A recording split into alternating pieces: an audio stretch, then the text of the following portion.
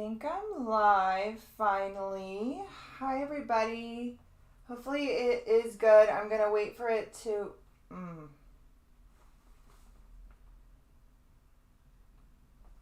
well, hopefully it's good. I'm waiting for it to go live. I don't know. Everything is really weird here on my end, and I think it's my internet connection. I think I need to get a new internet provider.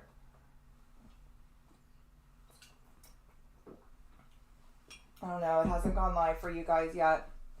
You guys know I always do this in the beginning. It's always a hot mess. These videos can never start smoothly. Hold on. I have a cat at the door. Still not live for... Oh, okay, there. I'm live. Finally. For me, it's probably just on my end, I'm thinking. Okay. Alright. Well, the cat stopped, so it should be good. Alright, guys. Hi. Happy eclipse season with a parallel Mercury retrograde. Of course, this was not going to get off without some sort of technological issues, like right off the bat. Hopefully, it's the only ones we have here. Yeah, let's just get into it. Let me go ahead and put this over here. I'm just hoping I don't knock anything over in the process. And let's go. All right, so I'm going to go ahead and share my screen.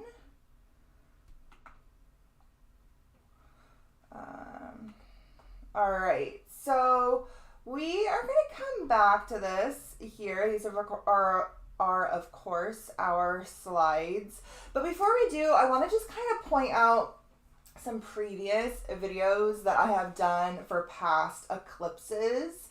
In this one, we're going to kind of be diving in to like specific myths, specific stars, really this area of the sky where the eclipse is falling, and the mythological, historical, symbolic connections to that area. We're not really going to talk about eclipses so much, but I'm sure you've heard enough about eclipses over the past several weeks, if not the past year, in preparation for this eclipse. It seems like, hi mama, what's wrong? Why you look skittish? Nobody can shut up about this fucking eclipse, and I am kind of sick of talking about eclipses in general, but I have in the past covered eclipses in depth in ways that you never really see anybody covering them before, like the technicalities behind eclipses. So I want to kind of point out a couple of videos I have done in the past. You guys are all Patreon members here. The easiest way to go about this is to go into Patreon, go up into the top in the search bar, and search the word eclipse. And all of the past eclipse videos will pop up. For all of those, I dove into some sort of rabbit hole. You guys know me. We went a lot of places. Oh, this is the supermoon from the one before here.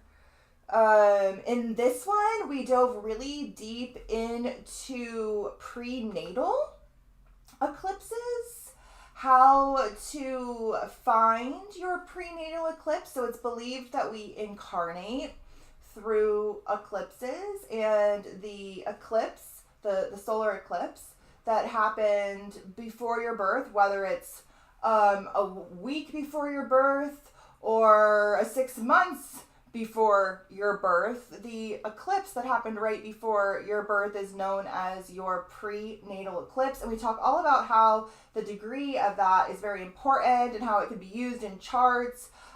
We go a lot of places in this video, and I think we had like the whole accompanying PDF. So the thumbnail looks like this. I would definitely check that one out. It's very interesting. In this Taurus video, we covered like the ins and outs of eclipses from a plethora of different directions. Really, we went a lot of places. In other videos, we talked about how eclipses happen in these cycles, and the cycles are determined by the spiral that's made around the Earth. There's a cat at the door, so I can't get my thought out. Hold on. All right, come on. So eclipse cycles start at the North Pole, and over many year increments, they make this sort of spiral around the Earth, ending at the South Pole. And we talk all about that in previous videos. We talk about eclipses like a million different ways. We aren't going to do that here tonight. We're going to get very mythological, okay? Now, you know, you're going to hear a lot about eclipses here over the... Dude, no, you can't just come in here and get into mischief. You're going to have to go. Yeah, everybody else is being good, dude. Everybody else is being good. Nobody else is doing all that. So, you're going to have to go. I love you, but not playing those games. Okay, Mama, go out there with him so he's got somebody to play with. Go on. Nope. Shoot, shoot, shoot. Shoot, shoot, shoot. Okay, let's get into it. I don't even remember what I was saying. All right, so this is, yes, an Aries total solar eclipse. This eclipse will be visible to some extent for pretty much everybody here in America. It's going to be crossing America. I'm sure you guys know this. Everybody has heard this. Everybody has seen the eclipse posts, right? So look and see for your location the best time to view the eclipse if you want to view the eclipse. I know a lot of people are choosing not to view the eclipse, and there is some chaotic. I mean, eclipses are always chaotic, but they're fate-driven, they're destined, right? It's chaos with a purpose. But this one has some very chaotic elements to it. It's being very ritualized on the world stage, and if you want to kind of opt out of this one, go for it. But we're going to talk about how opting out is not an option, and moving forward with your mission, your divine mission, is what this moon is really asking us to do. And we're going to talk about how the mythology tied to this moon really speaks to that. If you're in the zone of totality, the eclipse is running, I'm sure you've seen the line, running up from Texas, through Illinois, up to the East Coast. You'll be able to see a total solar eclipse. But if you're somewhere else in the country, it's going to look something like this. I think here for me, it's like 50 some odd % here in California.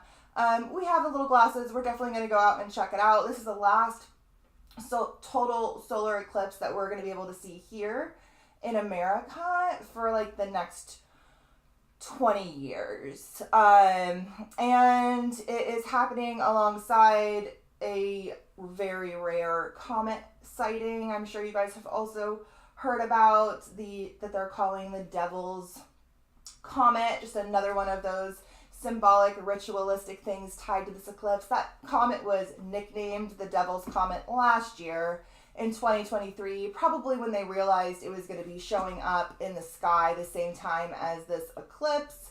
But it's named that way because it kind of looks like it has horns. So that comet comes around every like 71 years, so it's kind of a rare event. But the eclipse has a lot of interesting, mythological, archetypal undertones to it that, of course, people aren't talking about that we're going to talk about. So we're not really going to talk about too much about eclipses here. That's my little spiel. We know these are fate-driven moments. Crazy shit goes down on the world stage in particularly.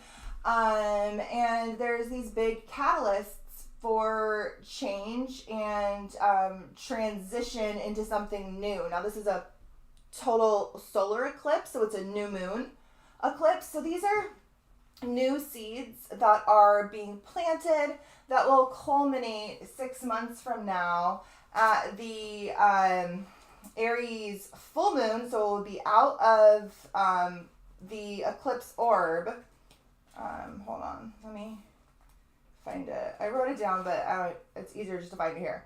So October 17th, 2024, we will have the full moon culmination to this new moon eclipse here. And that eclipse will fall at 24 degrees of Aries, which is right about where Mercury is right now. Mercury is retrograde in Aries, and it is conjunct Eris, the goddess of chaos and discord. Usually chaos and discord with a purpose, but not always. She's also the same chaos and discord that is blamed for the start of the Trojan War, Aries being the god of war, this eclipse cycle being very strongly tied, the previous transits to the nodes and the previous eclipses, very strongly tied to the ramping World War III narrative. This is definitely something I assume will be culminating in big ways. We're starting off with new stories starting here in the coming days, perhaps between Israel and Iran, perhaps something to do with Russia, because the eclipse is conjunct Chiron, the wounded healer, our wounds and our wisdom, right? But it's also exactly conjunct the asteroid of Russia. So I do think crazy things are going to go down. And we're going to talk about some of that here as we get into the chart and the slide and whatnot. But what I want to touch on here is like the hidden archetypal dynamic, because there's enough fear-mongering, there's enough ritualizing, there's enough shenanigans and fuckery happening out there that I'm just like so over it. I can't wait for this eclipse to be over, but I think when it is over, the world is going to be having been thrown into some very chaotic, impulse-driven new chapter. All right. So this eclipse is conjunct two fixed stars that we're going to talk about here. I have a little PDF that we're going to cover. It's probably going to be a long video, you guys. I went kind of a lot of places.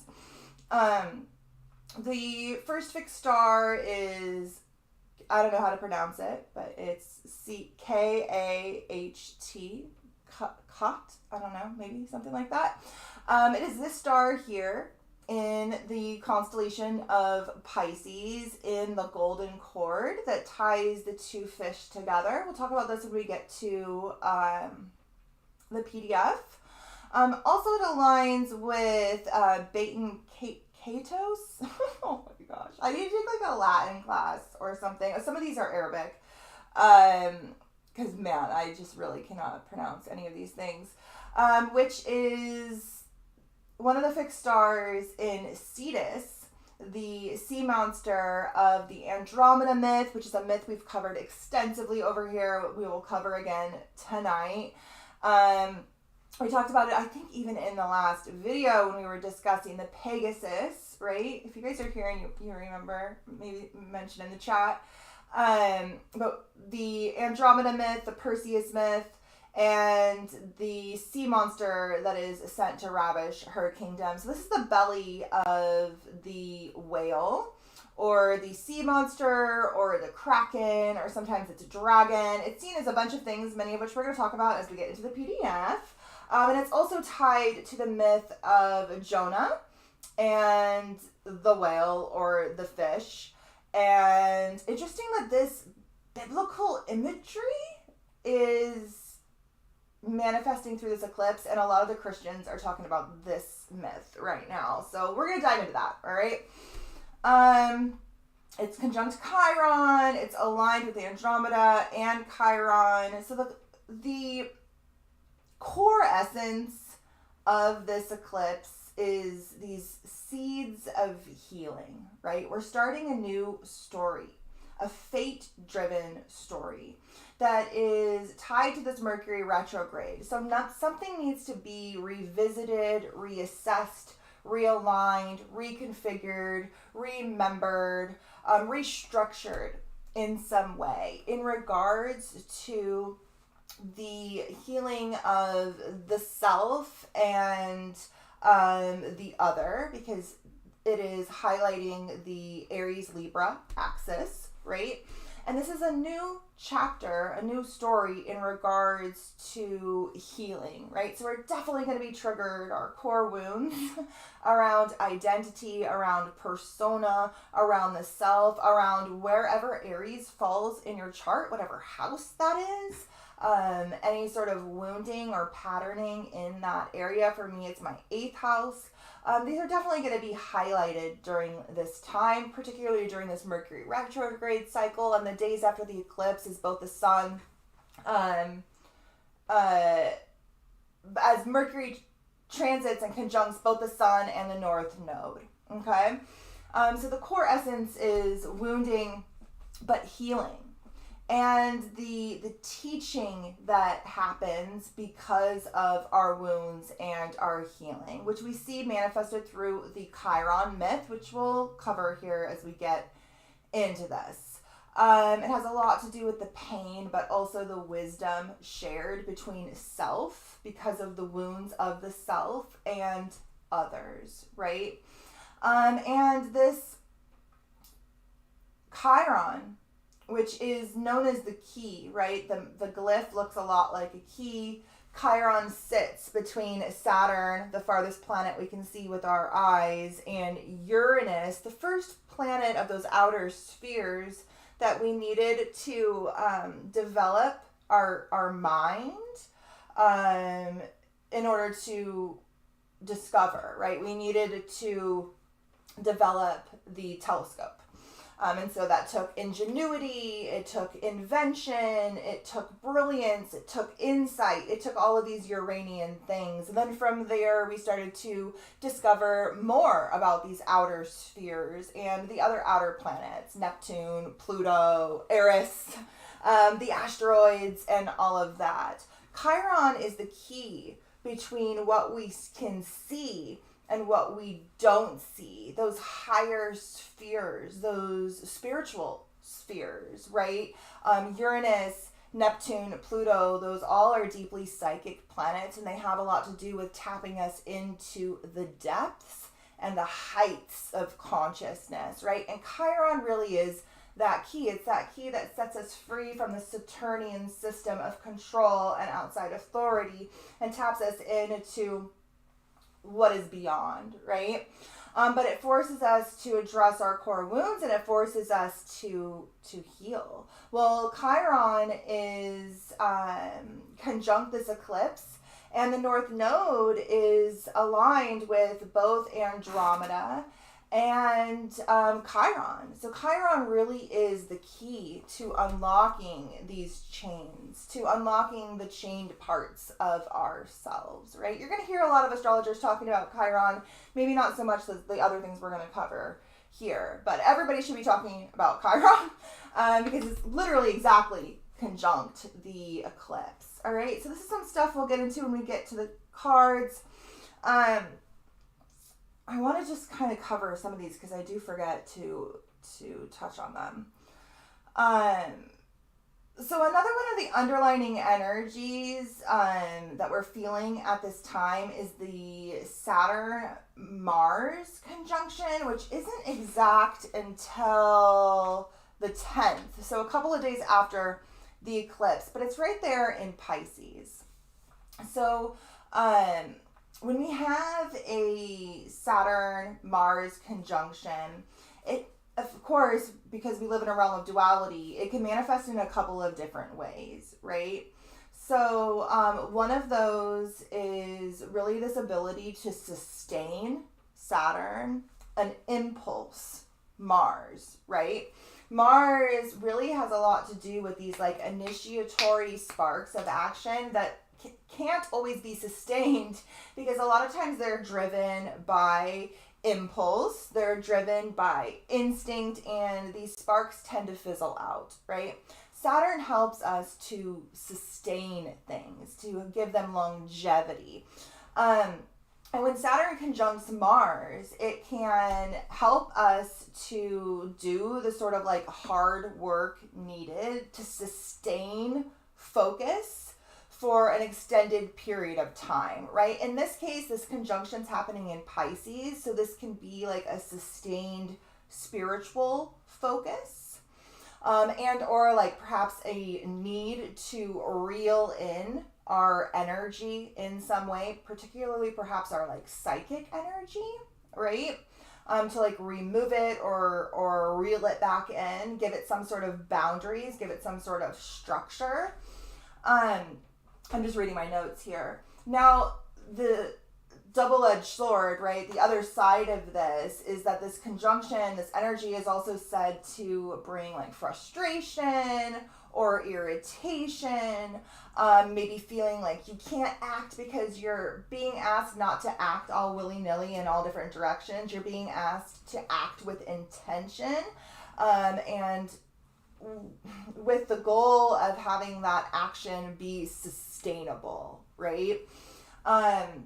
So this energy is said to be really good for work that requires concentrated energy. It's great for discipline or some sort of task that requires a careful technique. And in this case, it's going to be spiritual in nature, right? Now, this is exact on the 10th, but we're really feeling it around this eclipse. So if you're being asked to like do some sort of very like serious, spiritually focused work on like healing the self during this time, like I would definitely, do that. Okay. Eclipses always bring alignment, right? They're literally an alignment with the sun and the moon and the earth, everything on the same plane, everything making this like awe-inspiring omen and symbol in our sky that makes us all stop and look. I mean, if you're in the zone of totality. If you're not in the zone of totality, you could look up at the sun and not even know there's an eclipse. You definitely will need eclipse glasses in order to see it. There's a couple of different ways that you can like look at its reflection that you can find online. A colander works, and I'm sure if you guys remember when you were young in school, we made those little eclipse glasses and stuff like that, little projectors or whatnot. But yes, eclipses always bring alignment. So whatever sort of chaotic, crazy shit goes down, if it does, just know it is fate-driven, and it is geared towards bring in your personal life. I'm not saying on the world stage. The shit that's going to go down on the world stage is going to be bad shit. It is really going to be probably something else entirely. We're already seeing so many things happening right now, right? But of course, this is a moment of alignment and then renewed purpose, right? Especially once the sun comes in and conjuncts that north node, right? We already had the sun conjunct the north node. That was back on the 4th. But Mercury retrograde is going to make that too and reassess that. It's reassessing the message, and it's really bringing this sort of renewed purpose to this new chapter that's unfolding for us in whatever house Aries governs in our chart, all right? You guys know I always have to have my little rhymes. I don't know, things just come out in rhyme. Sometimes I have to try to sit there and be like, okay, I need one more word that rhymes with this, but usually it's because I've already written 2 sentences that rhyme, and so I'm like, I gotta keep going with this. So, here's the little rhyme. Healing seeds are planted, watered by the fates, for an autumn harvest for me soon awaits. So we're starting new chapters, planting new seeds in regards to healing of the self, our identity, our persona, whatever house Aries governs in your chart. And this is going to culminate in the autumn, right? This is going to culminate during Libra season when we have that Aries full moon at 24 degrees, right where Mercury is retrograde right now, in October. All right. Hi, Amy. When you go over the transits, can you tell me what Hecate is doing? Yeah, Hecate is actually sitting in a trine to the eclipse. I think it's over in Leo at like 23 degrees, I think. We'll look when we get to the chart. All right, so go ahead and look at your chart. By the way, hi to our new members. Welcome to Patreon. Yes, it is always this chaotic over here. Make sure you read the whole post over on Patreon, because there's linked some resources you may need. You want to make sure you print out the apprentice cheat sheet, which is linked below on Patreon. I have a whole PDF on the 12 houses, much deeper look at all 12 houses. If you guys have printed that out and you use it and you like it, let me know down below. And also a couple of different resources as to where you can get your chart. You want to make sure you have your chart with you, and you want to take a look at your chart right now, and you want to look and see what house is activated by Aries. What house does Aries govern in your chart? This is where you're experiencing this North Node eclipse, and a new pathless chapter is unfolding, right? I call the North Node this pathless path. It's something we're being asked to do, to explore, to develop, that we have not yet done yet. It is new. It is new stories. And new moons are new stories, new chapters. And eclipses are those new stories, new chapters, just supercharged by fate and destiny, throwing you into the new stories and new chapters that you came here to live out, right? So look and see where Aries falls for you. For me, it's my 8th house of death, rebirth, transformation. It also is the house that governs like the occult, the esoteric. It governs astrology and like the overall transformation of the psyche, right? I have my North Node there. This is part of my nodal return. So this is literally my fate and my destiny. Like this eclipse cycle is very big for me personally. I also have my Jupiter there as well, and it is aspecting a plethora of planets in my chart, particularly over here in Libra. So you want to look and see, what house does Aries fall for you? Do you have any planets near 19 degrees of Aries? That's where the eclipse is. That's where Chiron is. Or any of the cardinal signs. If you have planets near 19 degrees of Aries, Libra, Cancer, or Capricorn, then those planets are very strongly aspected by the eclipse itself. If it's in Aries, it's conjunct the eclipse. If it's in Libra, it's opposite the eclipse and conjunct the south node. And if it's in either of these two signs, it's sitting in a square to this eclipse. These are the aspects we feel most strongly. And these are the ones you'd want to really kind of pinpoint in your chart. You'd want to also kind of look and see what house those planets fall in to get an idea as to what areas of your life may be a focus at this time. But really you want to look and see if you have any planets in the cardinal signs, because we had Venus just move into Aries on the 4th, right there in the early signs. We have Mercury in the later signs. So if you have planets in the cardinal signs, they are being hit by either Mercury, Venus, or the eclipse, and at some point during this eclipse cycle, they were hit by the transiting nodes and at least one of the eclipses, right? So you definitely want to pinpoint what kind of area of your life is being a focus right now. Now, unlike a normal new moon, where you'd be like, okay, it's aspecting my 2nd house of possessions, money, and values. What kind of intentions do I want to set into motion in regards to manifesting or developing this area of my life, my area of self-worth, my area of values, my area of finances and possessions? And then you'd plant those sort of seeds, and 6 months later, you'd have a sort of culmination in regards to those intentions that were set at that time in alignment with the cosmos, right? At an eclipse, you can do that. You can still do that. You definitely want to still set things into motion, but you want to be doing so because it feels right, because it feels fated, because it feels destined, right? And then a lot of times things will just happen for you and around you that you couldn't even fathomed in your wildest dreams. Eclipses are these karmic portals of fate and destiny and synchronicity and mythic time, right? We talked about this a lot in the last video. It's divine timing, right? And so things will happen during this time. And if they do, if things happen seemingly out of nowhere, you can probably count on the fact that that thing has a lot to do with your karmic fated destiny, where your soul has been and where your soul is going. Okay? All right, so we're going to cover the sign of Aries here a little bit. We've covered it extensively. So this eclipse falls in the tropical sign of Aries.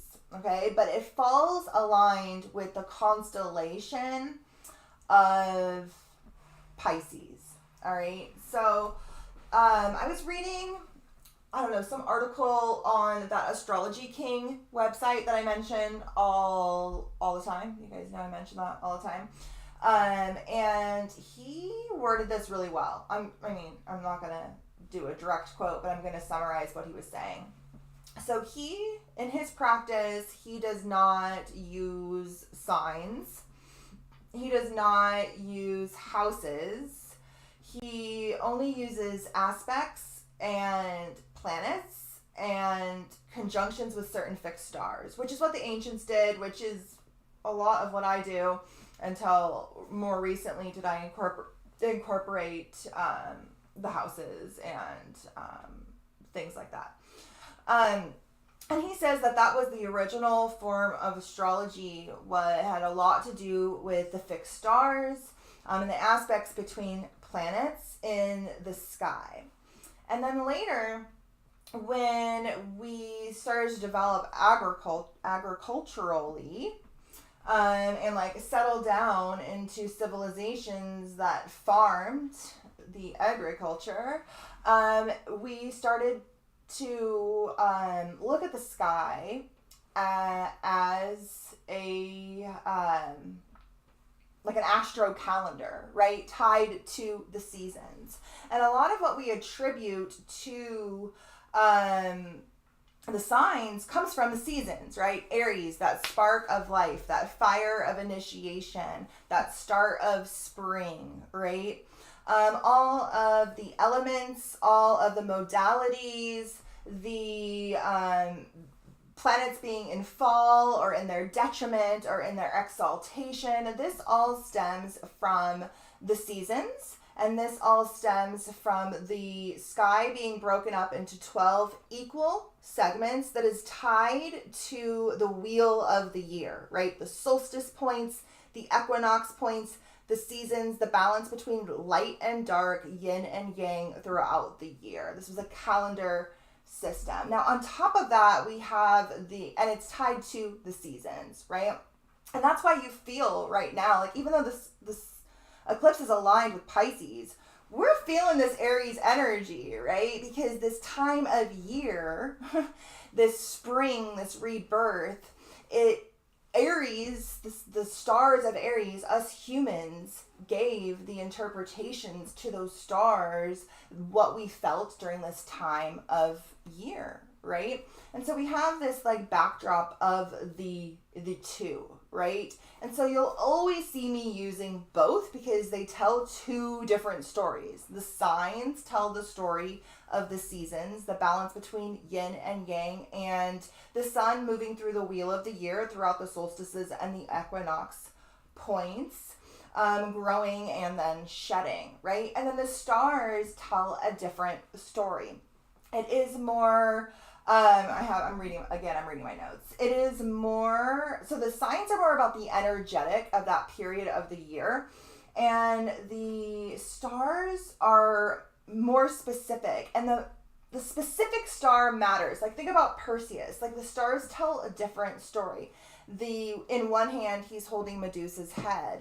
In the other hand, he's holding the sword that severed it. Depending on which star we're looking at, we can tell a different symbolic tale, right? The star that's the chain of Andromeda is going to have a different story to tell than that of her head, right?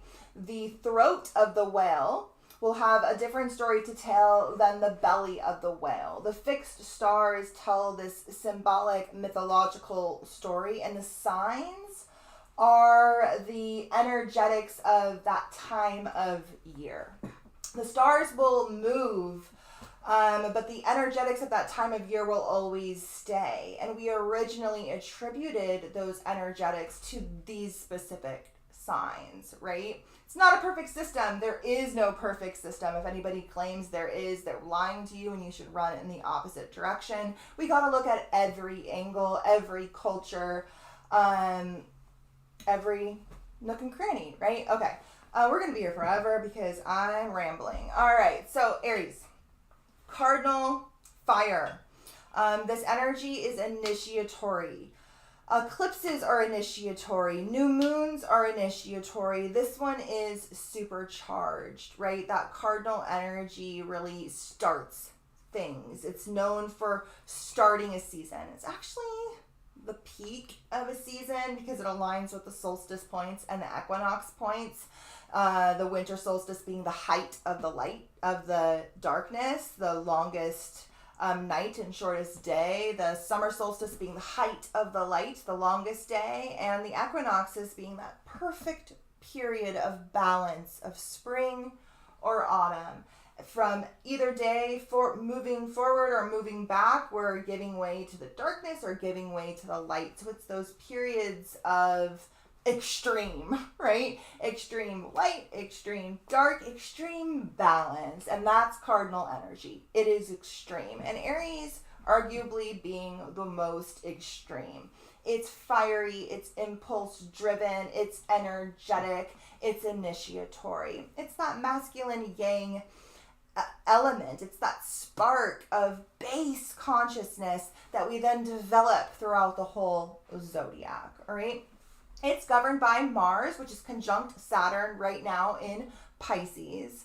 Mars and Aries both have a lot to do with the self, all right? With our drive, with the energy of assertion and passion and risk-taking. This is the sign of the pioneer. Wherever Aries falls in your chart, it is where you are meant to be a pioneer. Aries is the start of the zodiac. It has to make it up as it goes along. That's why it's driven by impulse. That's why it's driven by instinct. Because it doesn't have a mind yet. It hasn't come into the earth, Taurus, into the body. And it hasn't developed the intellect in Gemini. It literally runs on impulse and instinct. And wherever Aries falls, we have the ability to run on impulse and instinct in a very pioneering way. Aries has this beautiful ability to act without thinking and have it actually work out for them. So much so that it pisses some of the other signs off, especially some of the anal retentive signs like Virgo, right? So wherever Aries falls, you're really driven by instinct. For me, it's that 8th house. It's the realm of the mysteries. It's the realm of the occult. It's the realm of self-transformation. I am driven by instinct and impulse, and I do it in a weird pioneering way. Nobody's really does it the way I do it, right? And there's no thought that really goes into it. It's just wherever my passion, wherever this drive takes me, right? That's Aries. So whatever sign Aries, whatever house Aries falls in for you, you have this energy about you, right? If you guys know where this falls in your chart and whatever planets fall there, you can write it in the chat. So Aries and Mars have a lot to do with aggression, right? This sign is said to define our ego, our persona, and our identity. But usually it's those ones that we shed then later in order to come more into alignment with our higher self and those higher spheres, right? It's kind of that base level persona and identity. But this sign, particularly when aspected by eclipse, propels us into the future. It drives us to assert ourselves in both healthy and non-healthy ways. Its goal is independence. Aries governs the self, the individual. It is selfish and competitive and focused on the development of the self. Let me see. Mars drives us to assert ourselves in both healthy and non-healthy ways. It is associated with independence, competition, our determination to battle for survival. Our determination to battle for survival? Is that the right word? I don't know if determination is the right word, but like our need to battle for survival, to confront something, or to flee. It's those instinct responses, the fight or flight response, right? It has the qualities that help us achieve our desires, courage, anger, and selfish desires. Mars and Venus are said to be the lovers of the zodiac. Right now, Mars is conjunct Saturn, and Venus is conjunct Neptune, although it has just moved into Aries, just yesterday, moved into Aries. So it's right there at the start of Aries now. But Venus was aligning with Neptune, the higher octave of itself, and Mars is over there getting reeled in by Saturn and being asked to like use that spark, use that energy, use that passion, that assertion for something that's going to last and not something that's going to fizzle out, and something that is rooted very deeply in the spiritual dimension because it's over in Pisces. All right. So Aries traditionally governs the first house of the self. If you are an Aries rising, it will fall in your first house. If you are any other rising sign, it's going to fall in another house. Now, we're all kind of feeling this first house energy to a certain extent on like the world stage all around us because Aries governs this aspect of our reality, but we're feeling it channeled in through whatever house Aries governs in your chart. So like we're all feeling the first house, but like I'm feeling it through the 8th, right? I'm feeling this essence of the self through the 8th, right?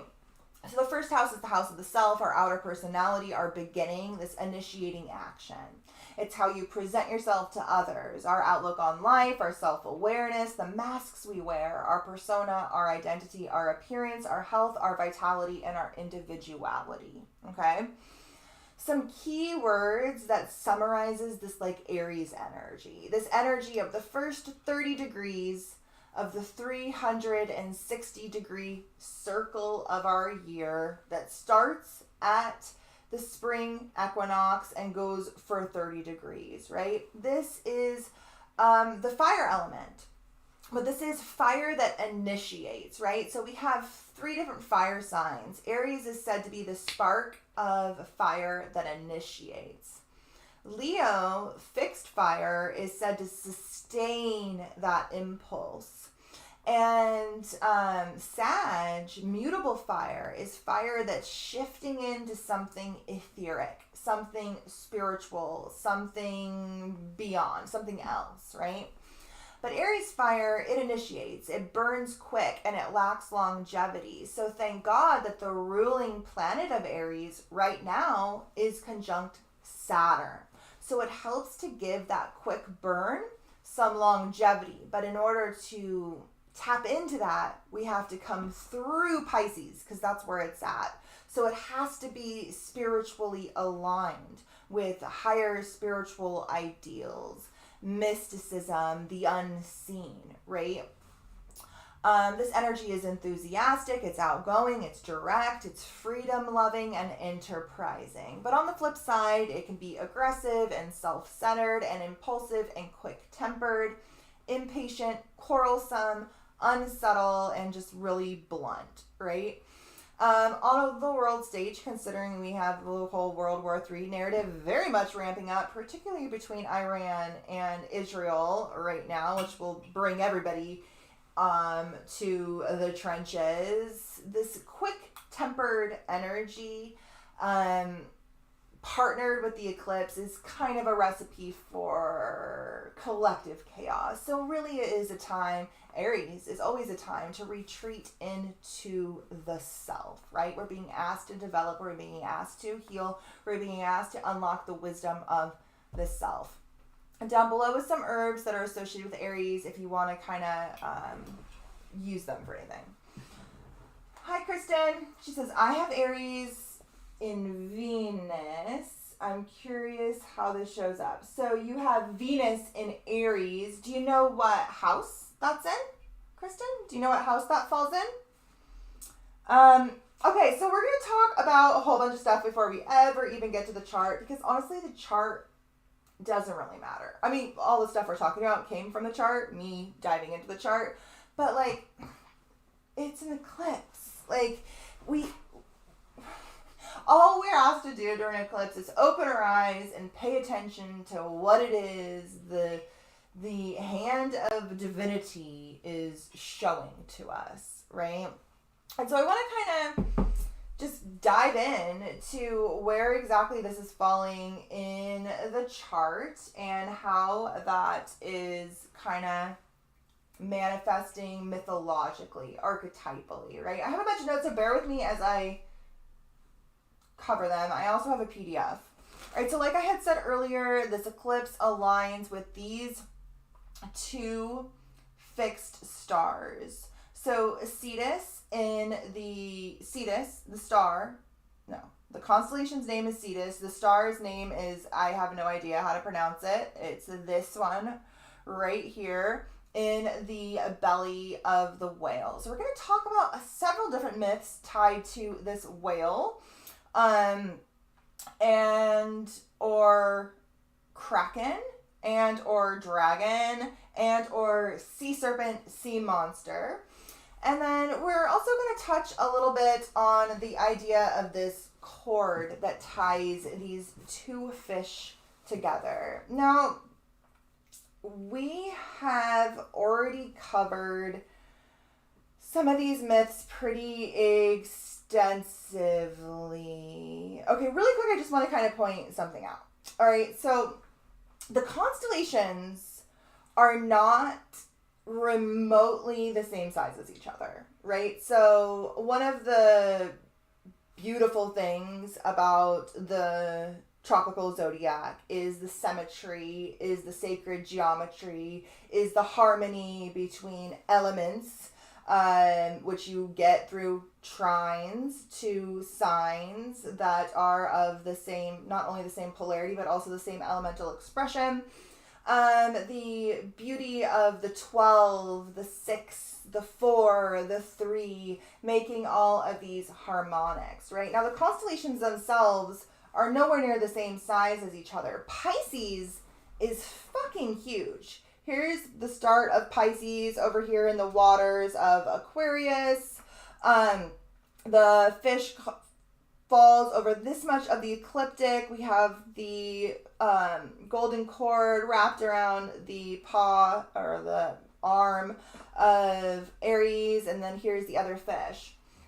Pisces, in the tropical zodiac, the constellation of Pisces falls from 18 degrees of tropical Pisces all the way to 29 degrees of Aries. So all of Aries and a big chunk of Pisces is how big that constellation is. Whereas the constellation of Aries is really small. It's only 18 degrees. The constellation of Cancer, I think, is only like 4 degrees. It is so small.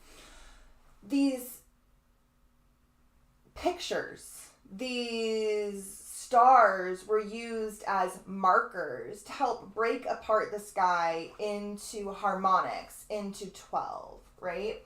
Okay, let's talk about some stuff here. We're gonna have to bounce around because I want to go to the PDF and then I want to come in and point at things here.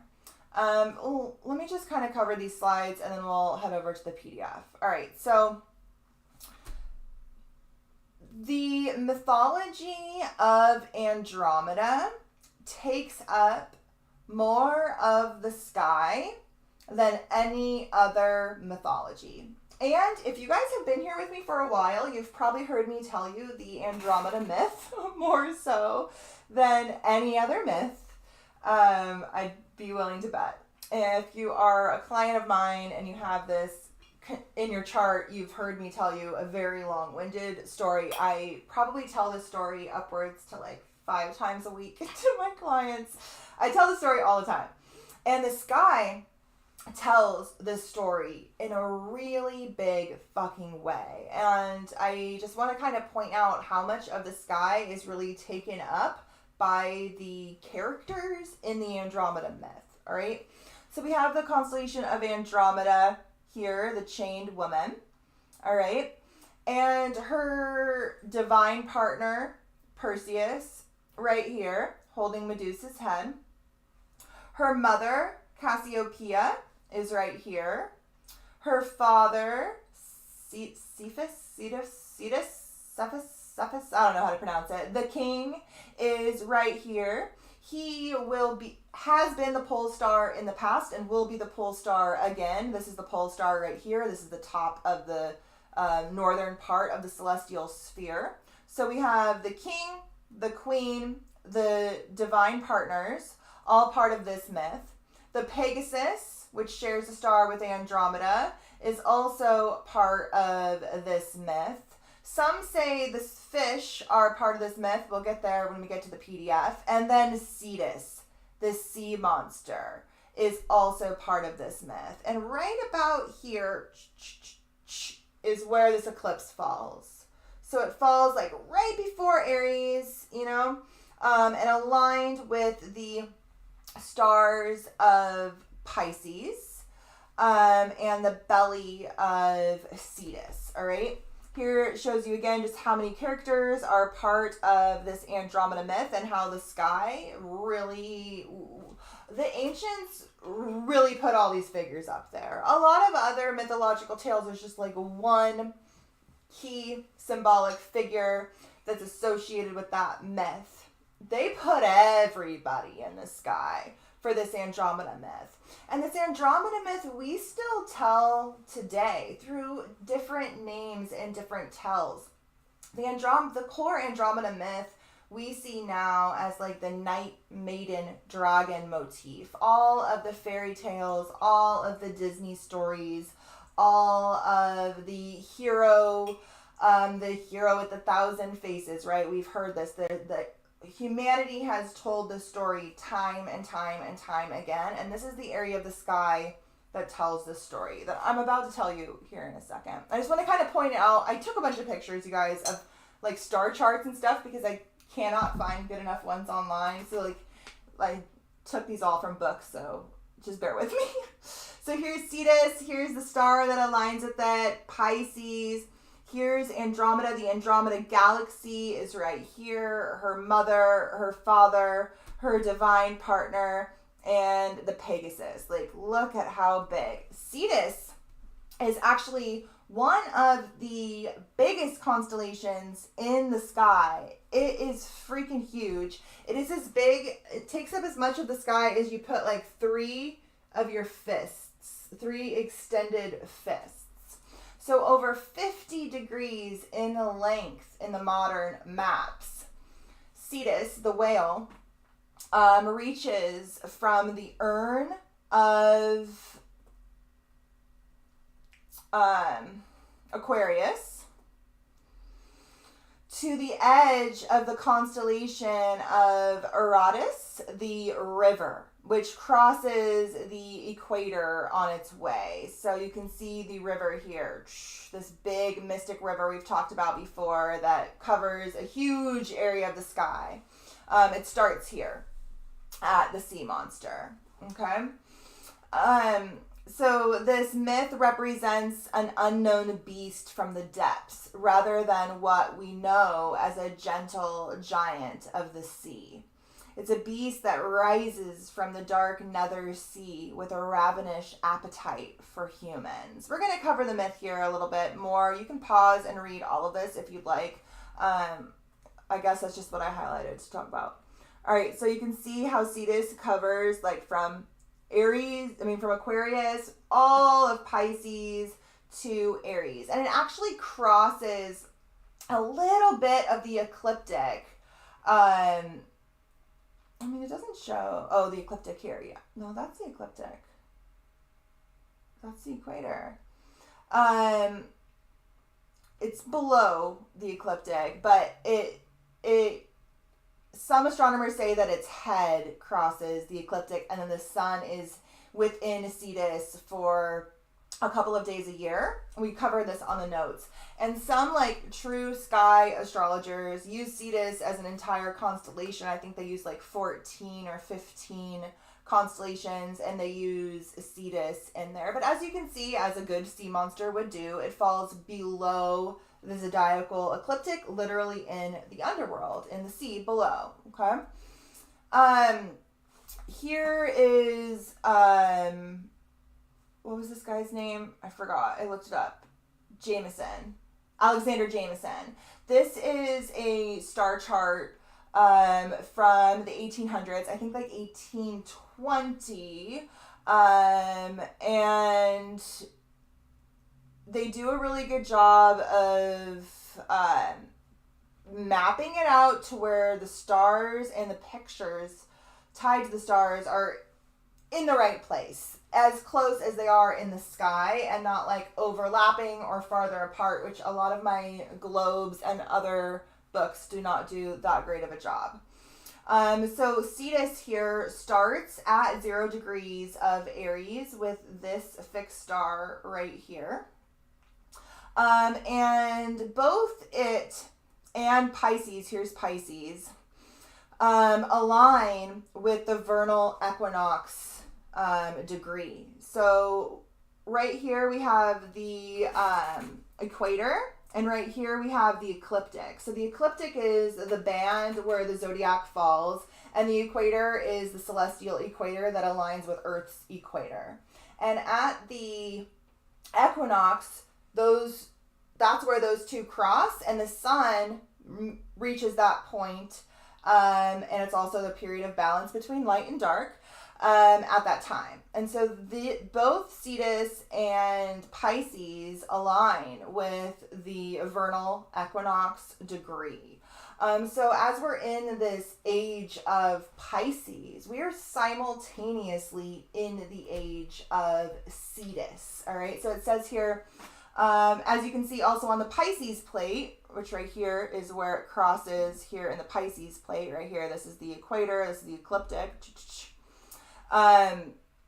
Because there's considerable overlap between the two constellations, you can notice that the vernal intersection is on both maps, right?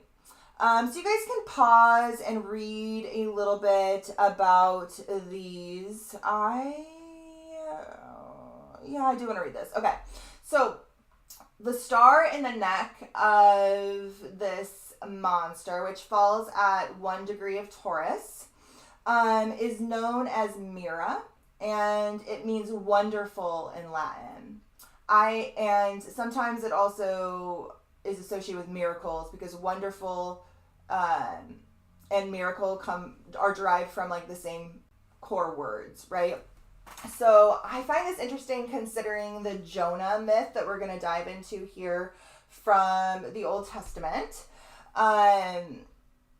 And the like archetypal narrative that story tells, how him being swallowed was somewhat of a miracle and had this sort of like wonderful ending to it, even though being swallowed by a sea monster of any kind does not seem wonderful. But in this myth, it has like a spiritual, wonderful, miraculous purpose, right? So I thought it was interesting that the neck, the mouth of this sea monster is known as a wonderful, miraculous miracle star, right? So the reason the star was called wonderful is that it is visible for several months, and then it seems to kind of like disappear in the sky for a few months, and then it reappears again. It like brightens and it dims, and it goes through this cycle because it's a dying star, right? And it ranges however many of these days. It's basically a red giant, so one day it will explode, go supernova, and become a black hole. But this was wonderful and miraculous to the ancients, right? Okay. You can come and read a little bit about Pisces as well here. We've covered Pisces extensively. Its connection to, of course, the equinox. This mystical, celestial sea that this area represents. Not only do we have the sea monster, not only do we have the 2 Pisces fish, but we have the southern fish in the waters of Aquarius. We also have the mystical river and several other water constellations in this area. Okay.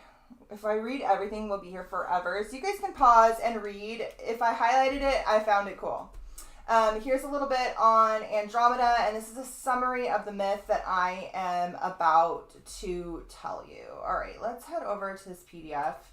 I compiled a bunch of stuff on this area of the sky because I fell into a rabbit hole, and I'm just going to pull you in there with me.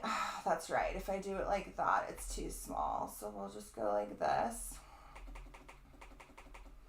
All right. So if we remember this, we'll bounce back and forth. This aligns with 2 different stars, right? This star and this star. All right.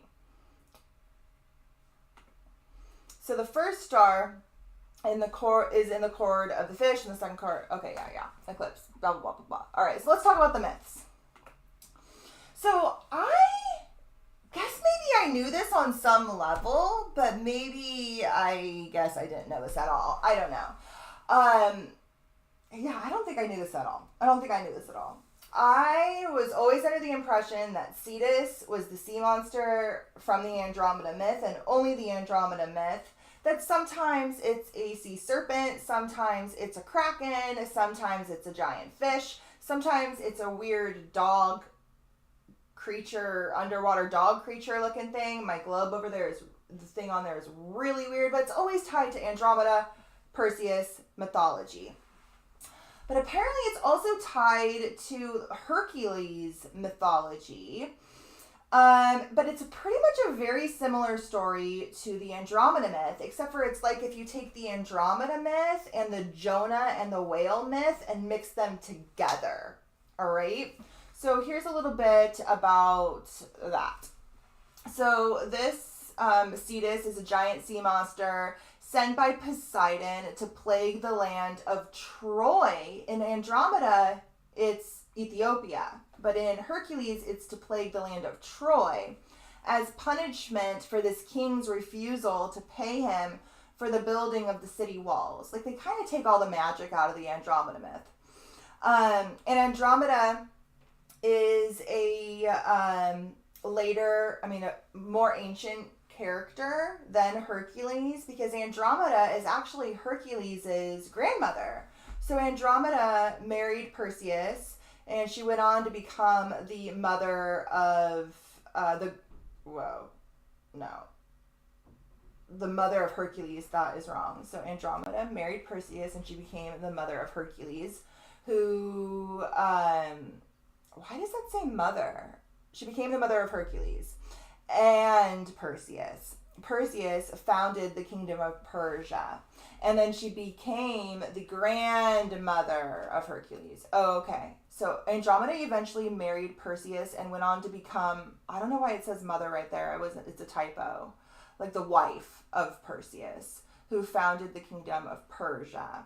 And she became the great-grandmother of Hercules. We talked about this in the last video. Okay, so anyway, the Hercules myth tied to the sea monster is very similar to the Andromeda myth if you mix it with the Jonah myth too. So Poseidon sends the sea monster in both myths as a punishment, right? In this case, it's because this king refused to pay him for the building of the city walls. And in both myths, they go to an oracle, and the oracle in the Hercules myth declared that the only way to be rid of the beast was to offer the king's daughter as a sacrifice. In the Andromeda myth, the same thing. The oracle says you have to offer your daughter as a sacrifice, and you have to chain her to a rock. And so, of course, both of them did. And in this instance, the daughter is, however you say that there. I think I can highlight here. So they get tied to the rocks, just like Andromeda, and then Hercules rescues her. Different ways, either by catching the beast with a really, really, really big fish hook, or by shooting it with a shit ton of arrows. The creature was probably associated with the constellation of Cygnus. Now, this is interesting that he is said to slay this beast of the unconscious, right? This is a beast of the netherworld, of the depths, right? With a volley of arrows. Hercules is one of the heroes of Greek mythology that was trained by Chiron. So Chiron, the wounded healer, was a centaur, and he was the wisest of all the centaurs because he was part divine, part god, part immortal. And he was said to train all of the heroes of the Greek pantheon, Hercules being one of them. He trained him how to shoot his arrows. So the only reason that Hercules, and even Perseus has connections to Chiron as well, and many heroes do. The only reason that Hercules was able to save this princess was because of the training that he received from Chiron, that wounded healer, that wise centaur, that mentor that the hero meets on his quest, right? So the sea monster that was sent by Poseidon to devour Hercules, in some versions of the myth, he swallowed Hercules. And Hercules spent 3 days inside his body, the same amount of days that Jonah spends inside the whale in the Judeo-Christian myth. And Hercules is said to slaughter the animal from the inside. I guess it took him 3 days to figure out how to do that. Jonah, as we'll get in here a little bit later, he's vomited out by the fish after he learns his lesson because he's being punished.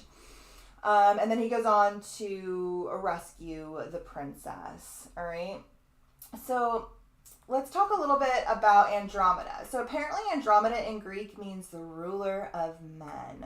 We talked about the Andromeda myth in the last video. I am going to just summarize it. Well, I'm not going to summarize it. I'm going to tell you the whole thing as I spiel it out to my clients. And while I do that, you can just get a look here at all of the constellations that are in that myth. We have 7 constellations in the sky associated with this myth, dedicated to this myth. Literally 7. That's massive, more than any other myth. So obviously it must be important, so I'm going to tell it to you.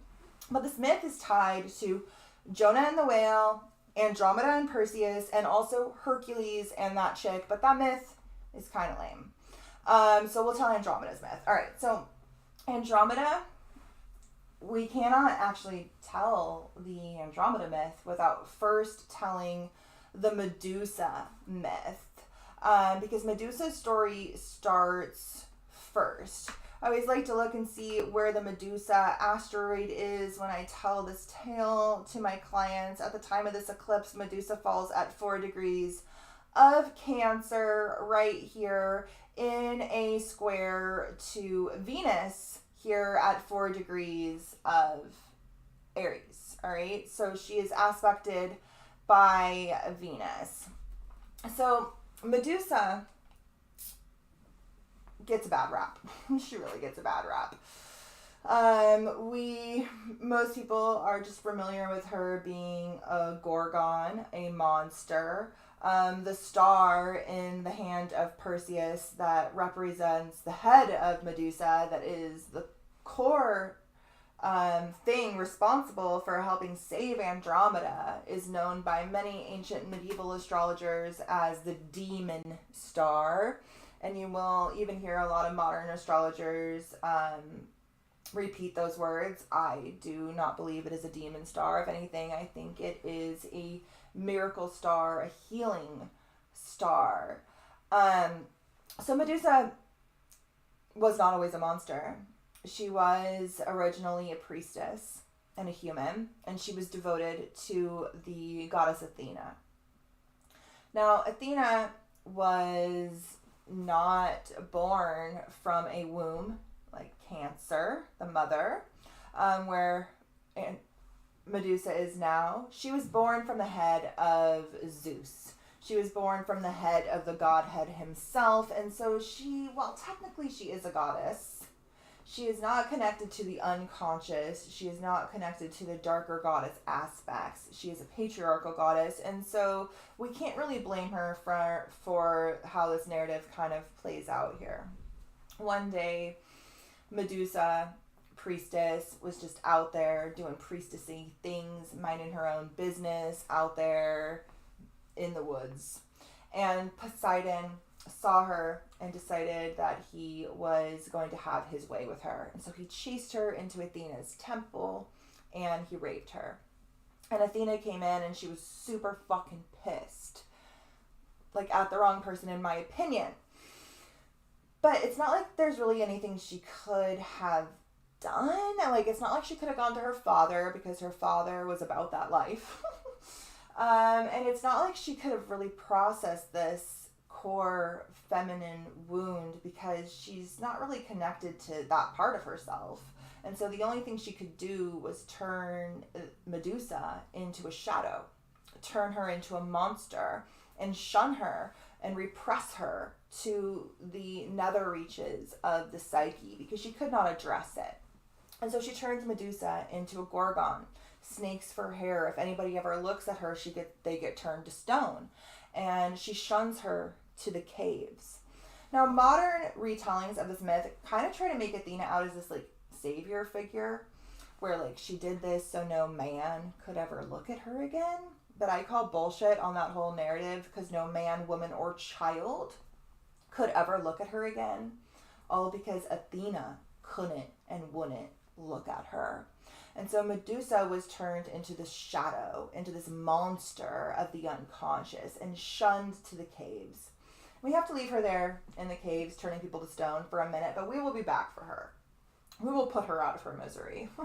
Flash forward, I don't know how long, to Ethiopia, to Andromeda. Andromeda, which the North Node and the eclipses and even Mercury retrograde stationed retrograde conjunct the Andromeda galaxy, the black hole at the center of the Andromeda galaxy. The Andromeda mythology is lit up right now in the sky, and the Jupiter-Uranus conjunction that we'll be having on the 20th is conjunct Perseus, her divine partner. This myth is being lit up right now. Which is why I'm telling it to you again. I believe we covered it in the last video, but whatever. I know this myth pretty well. It doesn't take that much effort. Okay. Andromeda, princess of Ethiopia. Her parents are king and queen. Let's go here to the sky. So these are her parents. Her mom is very small. Her dad is big. This is her. This is Perseus. Her parents are kind of assholes. Well, I don't know about her dad. I don't know. He does some asshole things later. But her mom is known as the vain woman. And her mom is always running her mouth. Always talking all this smack. And she's like, oh my gosh, I am so beautiful. My daughter is so beautiful. We are more beautiful than the gods. We are more beautiful than the sea nymphs. And when Poseidon, the same dude who did that shit to Medusa, when he heard what Cassiopeia, the queen, said about her being more beautiful than his sea nymphs, he was like, oh, hell no. You did not just say that about my fucking sea nymphs. And so he decided that he was going to send this sea serpent, this monster, to come and, like, fuck up their kingdom. And he does. See, look, this looks kind of like a weird dog-looking thing, huh? See? The one over there, it looks real dog-like. It looks like a freaking German Shepherd. I don't know. It's so weird. Sometimes it's a sea serpent. Sometimes it's a kraken. Sometimes it's a whale. It's Cetus. We don't know what Cetus is. A big, giant sea monster. And so it's fucking up the kingdom. And the king and queen are like, oh my god, like, what do we do? Well, we certainly are not going to, like, atone for our own sins. We are definitely going to turn this into, like, ancestral and or generational karma and or trauma, which is what these chains on Andromeda represent. The chains of our generational ancestral bullshit, right? And so the king and queen are like, well, we're going to go to the oracle. Or we're going to ask the oracle what to do. And they go to the oracle and they're like, yo, oracle, what do we do? And the oracle is like, well, it's very easy. You sacrifice your daughter to the sea serpent. And they're like, okay, checks out. And so they go and they take her and they chain her to a rock in the middle of the sea. And she's known as the chained woman. And at this point in the narrative, Andromeda is pretty fucked. There's not much she can do to unchain herself. Andromeda chained out to sea, and Medusa in the cave represent the chained parts of our psyche, right? The unconscious, the depths, that which Pisces represents, that which the sea represents, the depths, right?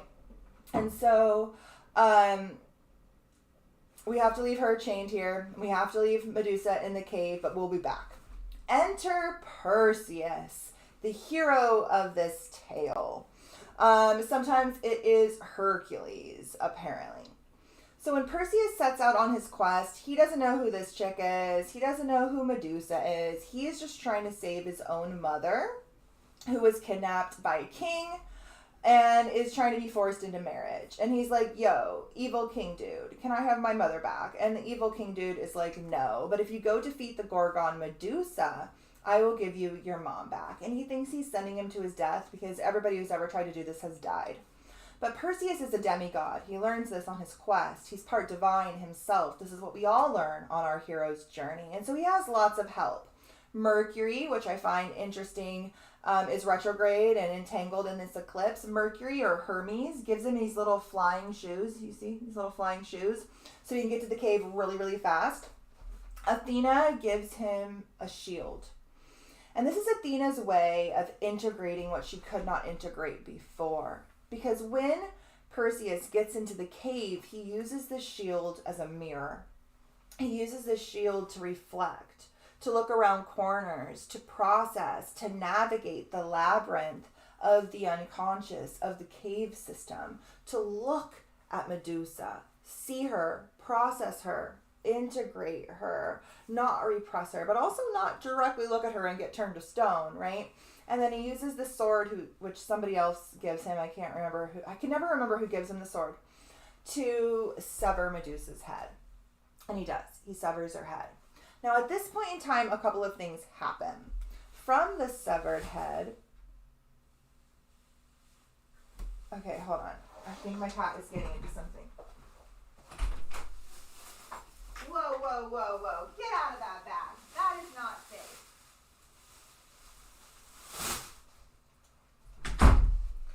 Okay, from the severed head, the blood that was flowing from the severed head, from the alchemization of that deep core feminine wound, from the freeing of those chained parts of our psyche, the Pegasus is born. The Pegasus actually shares a star with the head of Andromeda. And the myth of Andromeda and Medusa, they're connected, right? If it weren't for Medusa's head, Andromeda would never be saved. But we'll get there in a second. All right, so from the severed head, the Pegasus is born, which then helps not only Perseus, but several other heroes, from Hercules to Bellerophon. We talked about this in the last video, on their heroic quests. And he's flying Perseus home to save his mother with the severed head, and he sees Andromeda chained to a rock, and he's like, oh my god, are you okay? And she's like, absolutely not. Do you not see the sea serpent? And it's going to come and fuck shit up.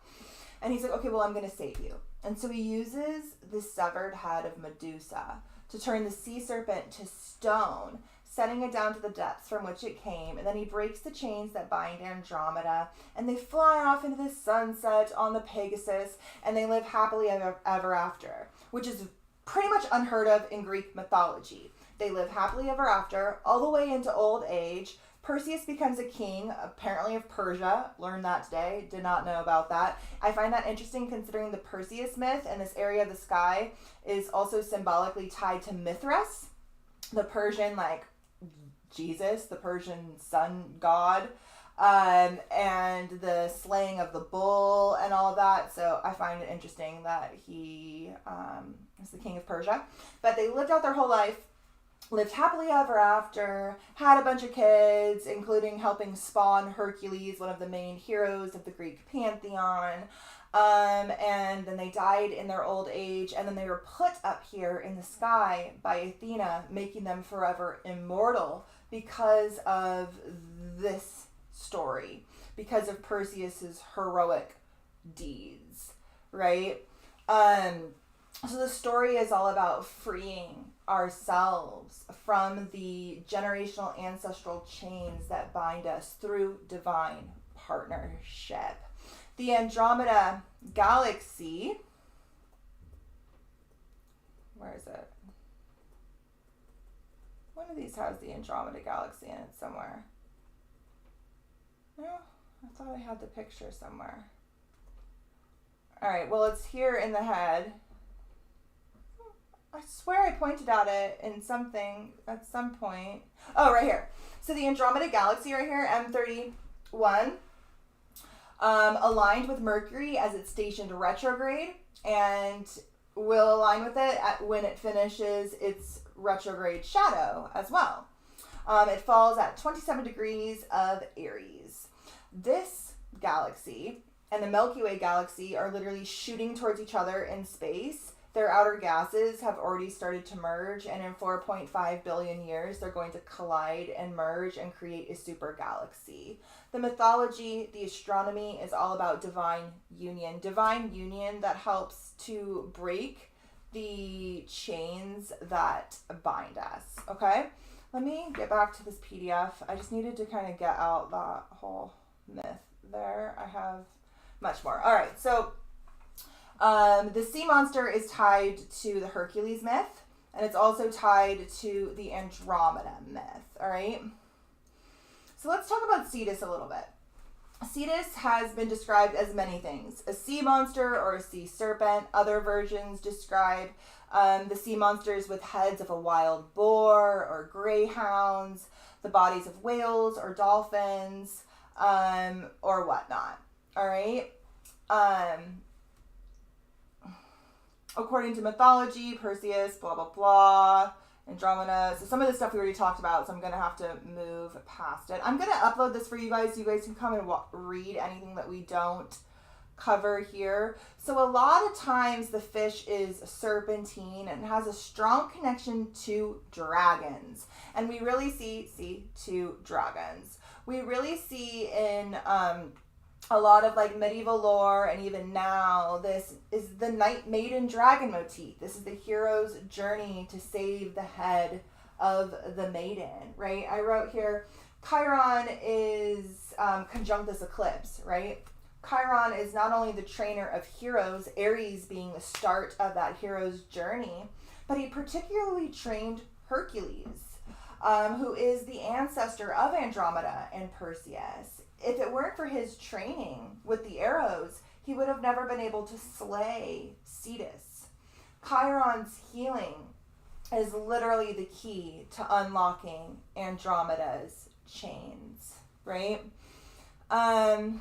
Okay, so let's tied to, it's huge. It's tied to dragons. So according to one version, Perseus didn't slay him with the head. He slayed it with a harp lent to him by Hermes. I thought this was a harp, like a music harp. I looked it up. It's not. It's a curved sword. So it's what he's holding in his hand right there, that curved sword that he severed Andromeda's head with. I was like, how would he have done that with a harp? Yeah, no, that's a weapon. So in some mythologies, these whales are seen as psychopomps. So they help to deliver souls to the afterlife. They're depicted frequently on sarcophagi, and urns, along with dolphins and hippocampus. So psychopomps are creatures or spirits or angels or demons or deities, depending on what religion you are pulling from, whose core responsibility is to escort newly deceased souls from Earth to the afterlife. And in a lot of these more later myths, this whale is, trying to fuck shit up. But in some of the other myths, it's not. All right. So the monster Tenin in the Hebrew Bible has been translated in Greek as Cetus and in Latin as Cetus. So that word is used to denote this one particular monster in the Hebrew Bible. Sometimes it's mixed up with the Leviathan or this other one, and other dragons throughout the Bible, but apparently it is very closely associated with this one particular monster in the Bible, a great whale, right? You guys can come and read all of these if you like the technicalities. This is just what I found on my excursion. We don't need to cover everything. And then, of course, there's Jonah's great fish. I have a bunch here on Jonah, so we'll just wait till we get to it. Cetus may have originally been associated with a whale, which would have mythic status amongst Mesopotamian cultures. It is often now called the whale, though it is most strongly associated with the sea monster, who was slayed by Perseus to save the princess. A lot of these, ancient, Mesopotamian cultures are said to have had this, ancient fish god, this, ancient kind of, mother fertility fish god that some say this constellation was originally associated with. Okay.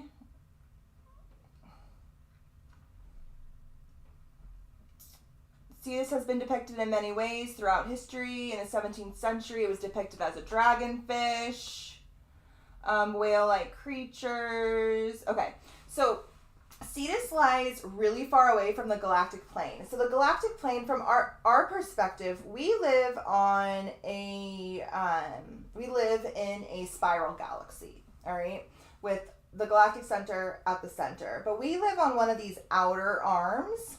So we're looking, when we see out in the sky, I can't because I live in California, but when we look out of the sky and we see the Milky Way across the sky, that's what's known as the galactic plane. Really, it's a plane of a bunch of spirals that we're looking out at the galaxy. So Cetus does not lie in the galactic plane, which helps us to be able to actually observe it because the galactic plane obscures our view. So Cetus lies really far away from that dense area of the sky, and so it makes it so we can look at it, right? And there's a lot of galaxies in Cetus, including the farthest galaxy that we know about. So I'm just going to read this. Cetus lies far away from the galactic plane, so that many distant galaxies are visible, unobscured by dusk from the Milky Way. Of these, the brightest is Messier 77, which falls here in the neck, very close to the star that is known as the wonderful, the miraculous, the swallowing, right?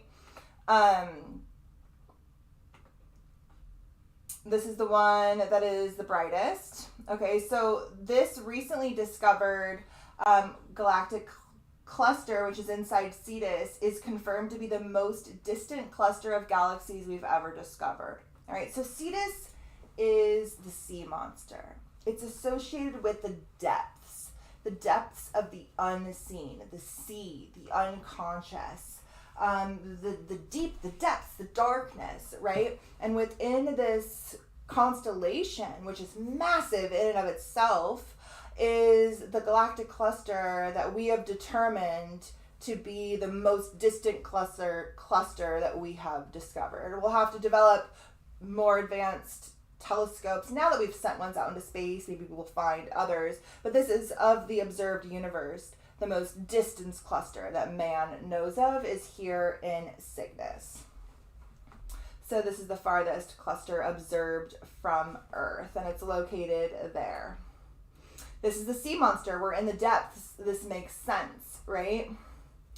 So Cetus is not among the 12 true zodiac signs, nor classical 12-part zodiac, but the ecliptic does pass through part of it, about 0.25% through one of its corners. Thus, the moon and planets will enter Cygnus and occult or pass in front of any stars in 50% of their successive orbits, briefly, and only in the southern part.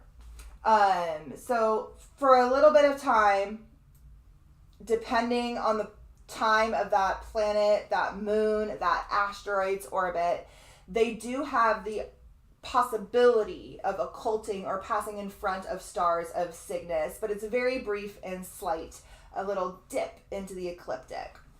Like a fucus falls into the ecliptic too, but it covers much more than Cetus. All right, so let's talk a little bit about this fixed star. All right, so the fixed star in the belly of the sea monster falls at 21 degrees, 57 minutes. All right, the eclipse falls at 19 degrees, so it's a little wide orb, but this is one of the closest stars to it.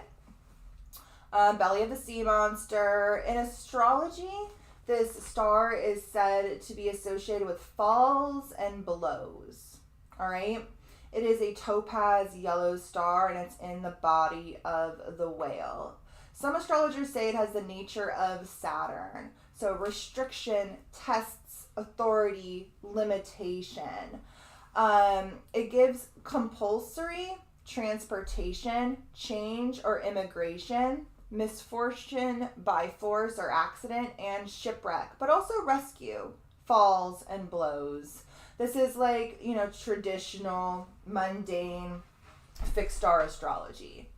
Belly of the whale, of course, it is associated with the Jonah legend. Likewise, a Saturn star by Ptolemy. It often does mark where someone becomes stuck with a situation for some time.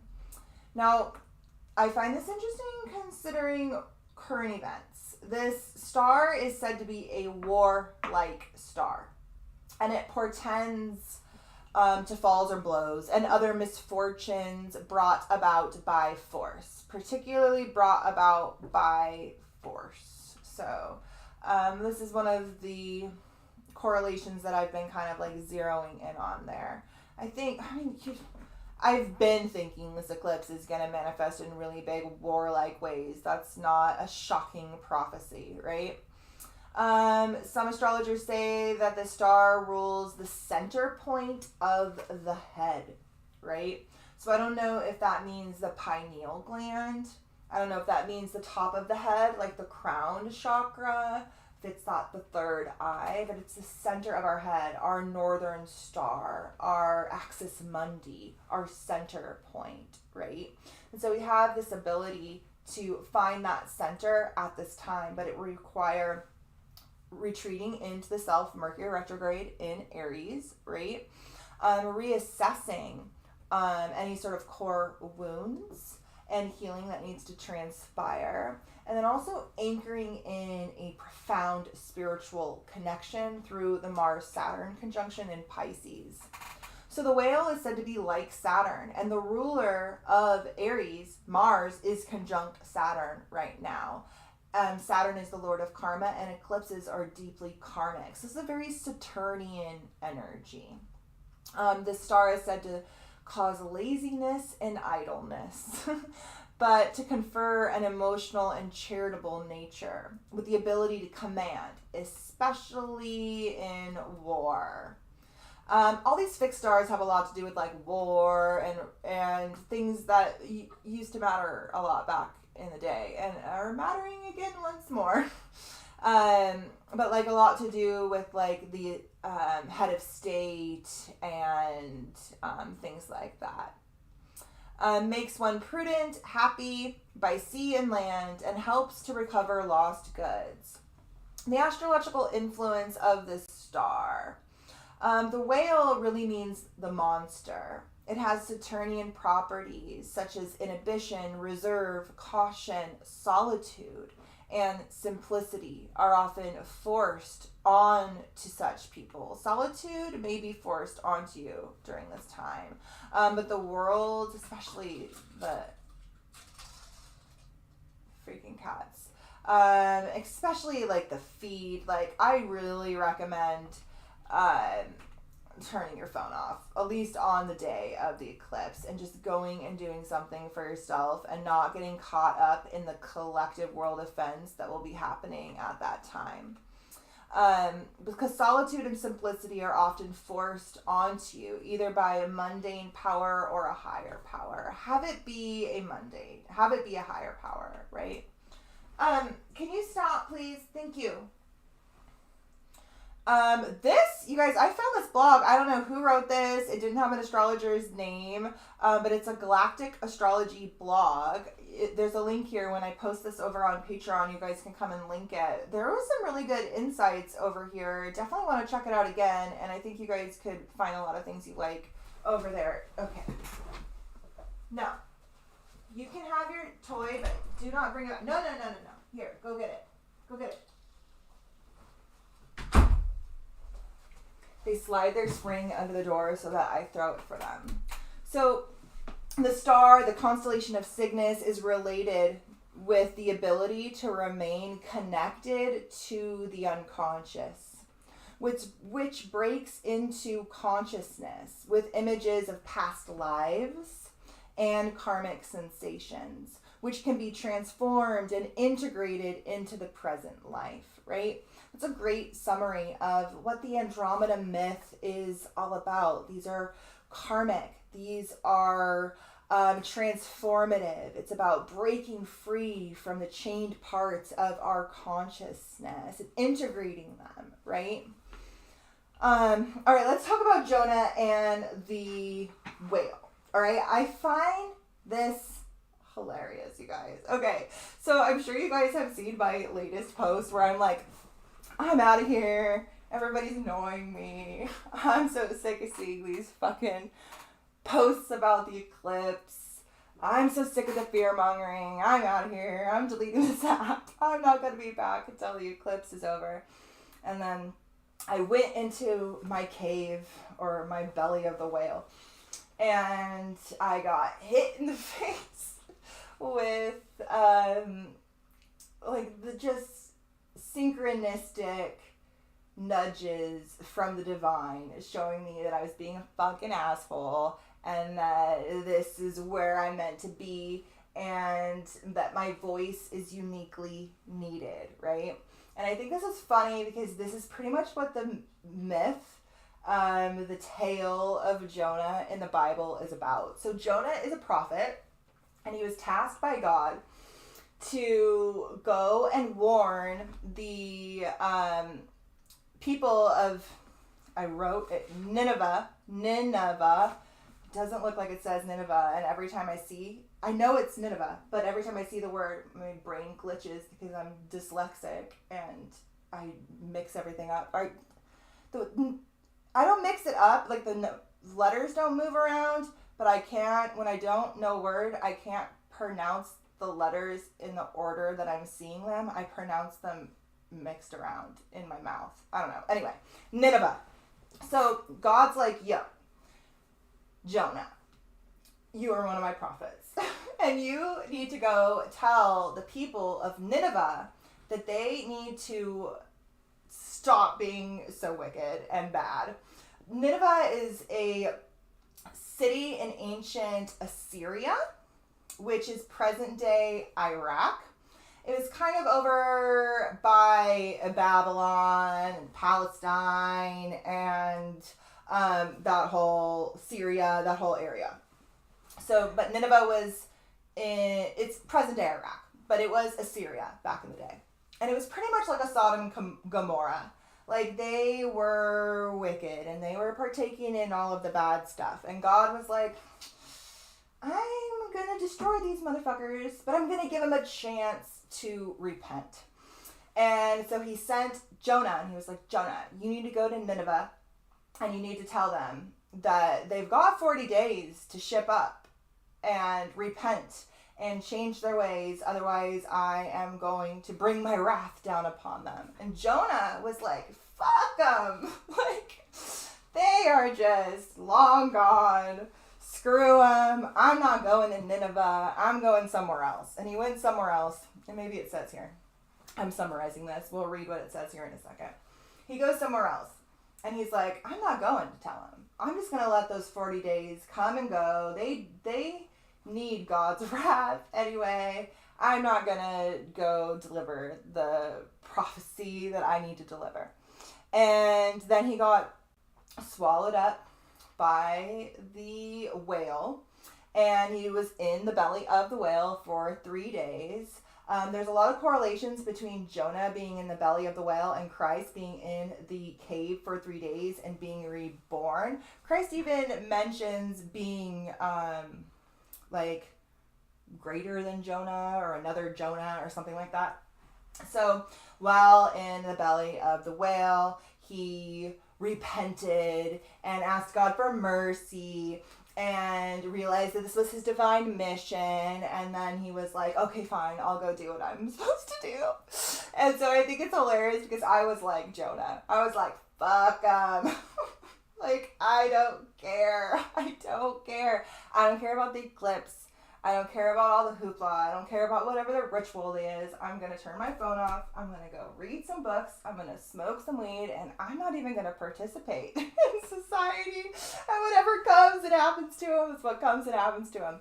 And then it was like the message coming through for me was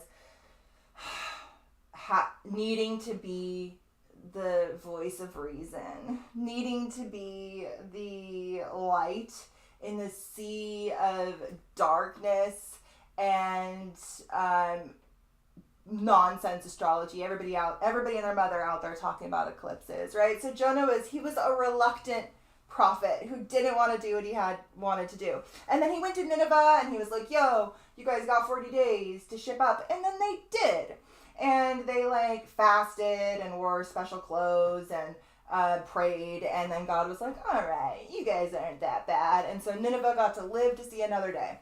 So maybe you've seen all the Christians talking about how this eclipse passes over, some will say like 7 cities named Nineveh. It's only 2. It actually passes over 2 cities named Nineveh. Someone made this look different, but there's 2. There's 2. I don't know. I had it up earlier, but there's 2 cities that this eclipse will actually pass over that are called Nineveh. And apparently eclipses are said to be this sign of Jonah, right? So, I don't know, a lot of biblical imagery here, but let's just go ahead and read what I have here.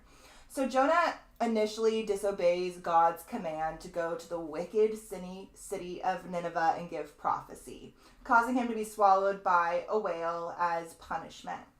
However, Jonah prays to God for forgiveness, and God both spares Jonah and the city of Nineveh. But they also had to repent, right?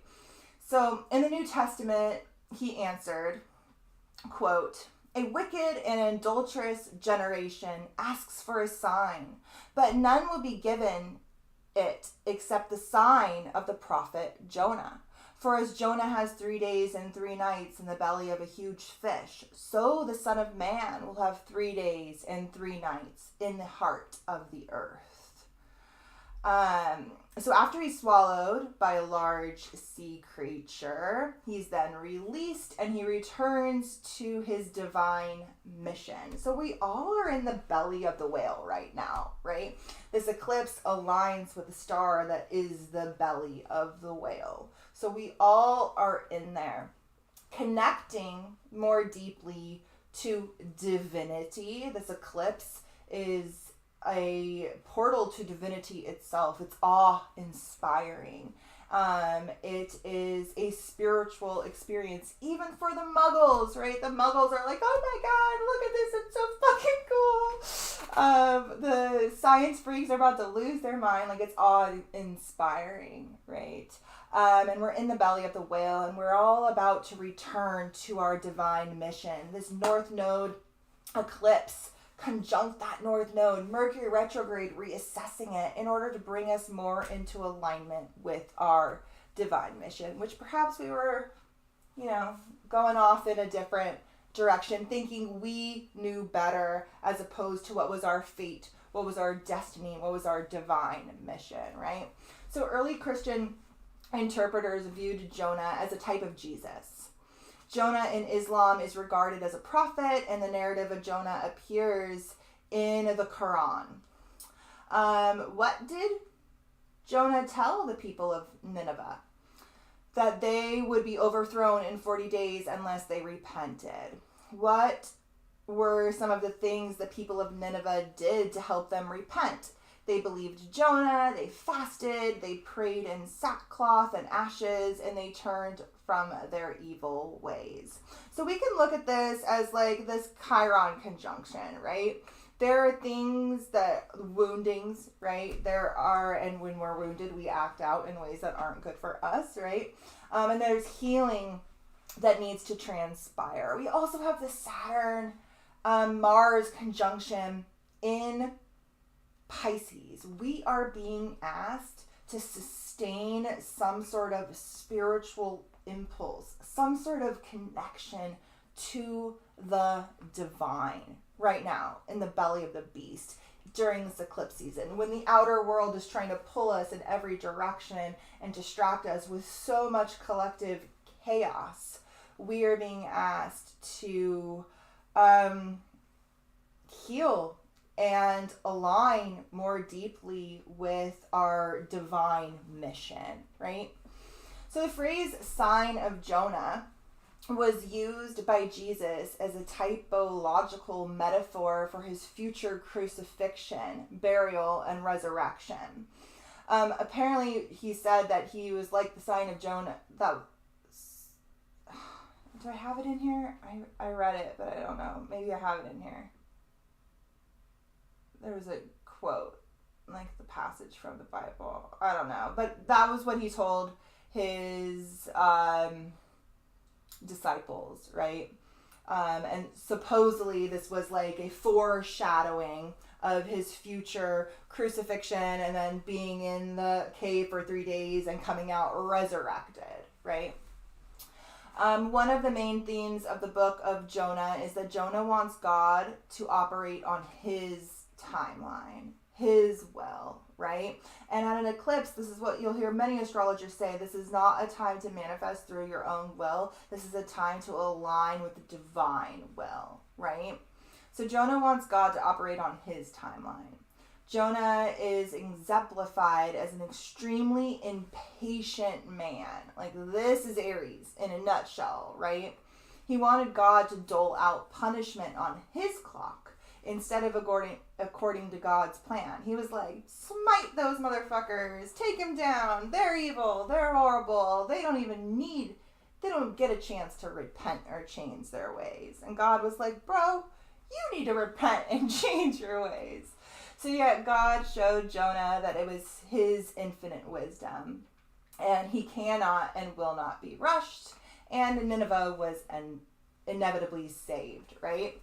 So thus we are told that the greatest sin of Nineveh was that of violence. Also like sex stuff and whatnot, but violence is the core essence. They were a very violent city, apparently, which in turn is most often a byproduct of godlessness, right? Although, I don't know, the Yahweh himself is a war god from a Canaanite and Phoenician pagan pantheon, and you can have a god and still be quite a violent. But they also partook in idolatry and perverted illicit sex. They're pretty much like Sodom and Gomorrah. It's the same sort of thing as Sodom and Gomorrah. But apparently Nineveh, Sodom and Gomorrah was like more like the crazy sex stuff.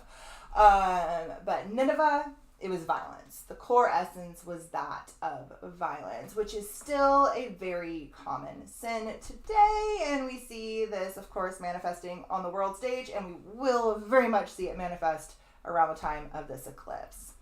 But Jonah's problem does not seem to be cowardice.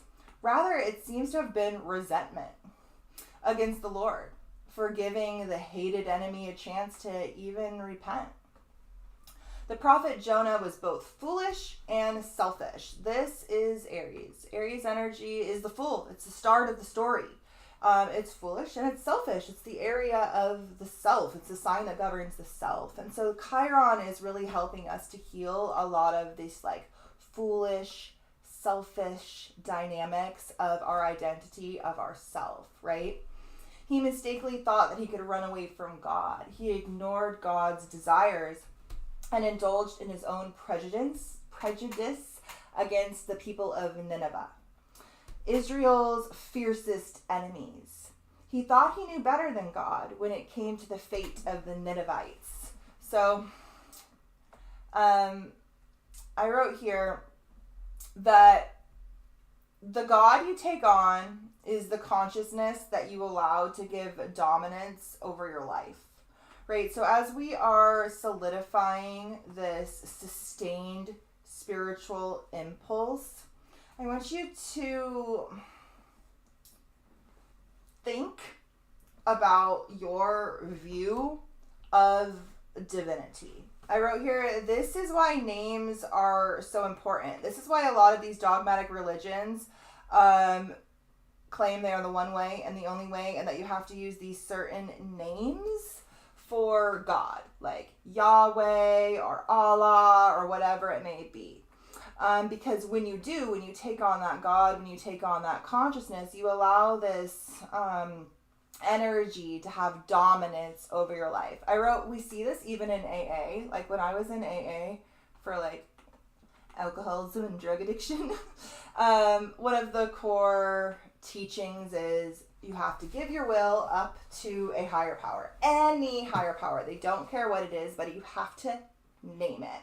And when I was in it, it was like almost a decade ago, and people weren't very spiritual back then, and so like the only thing I could really get down with was like the universe. I was like the whole thing, everything we see and touch, all of it, that's God.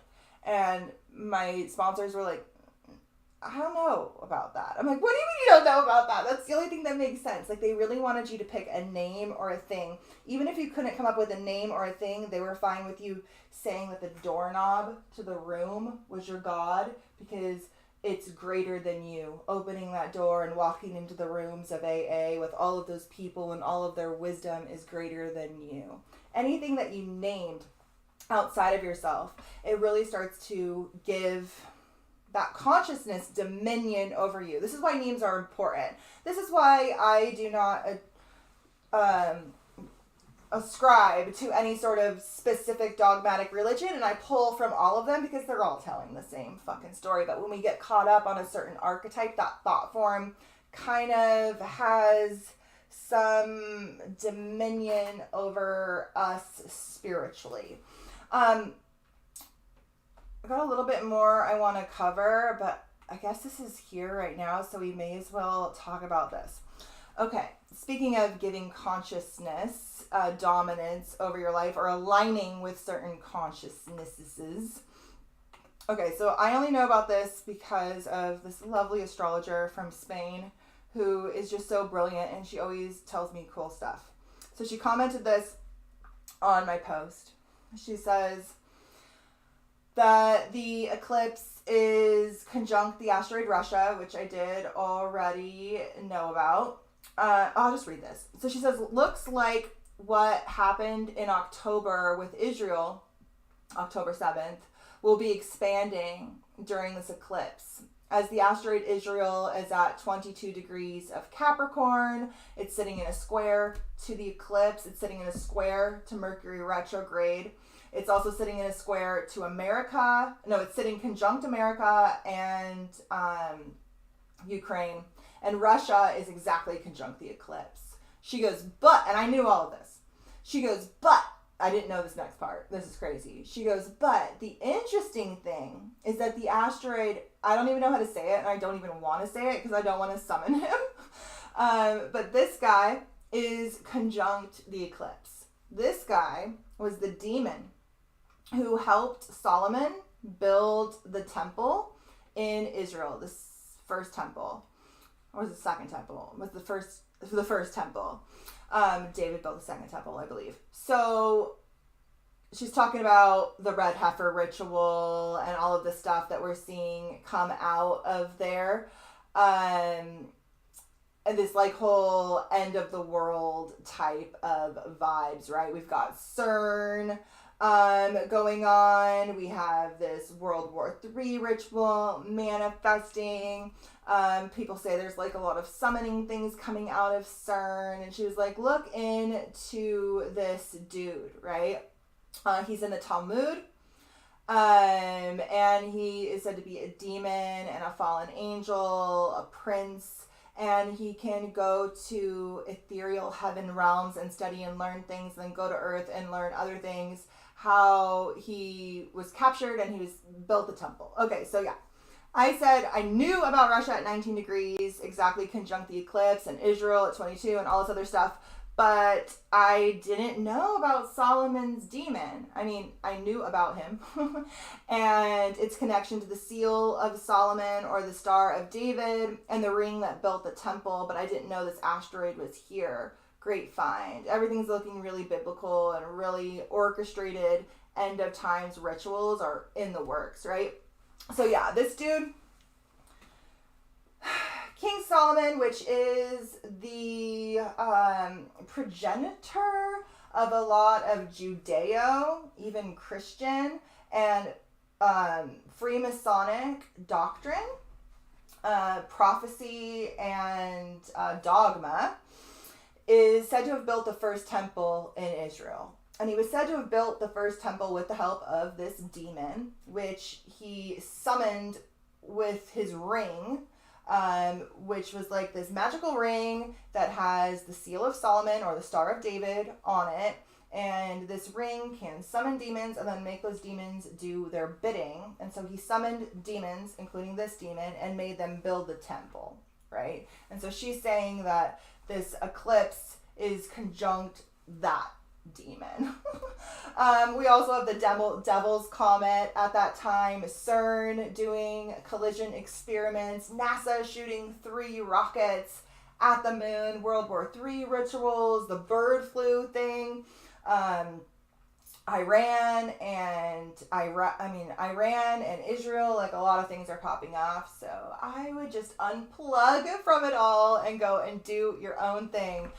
Because they certainly are. All right, there's more here.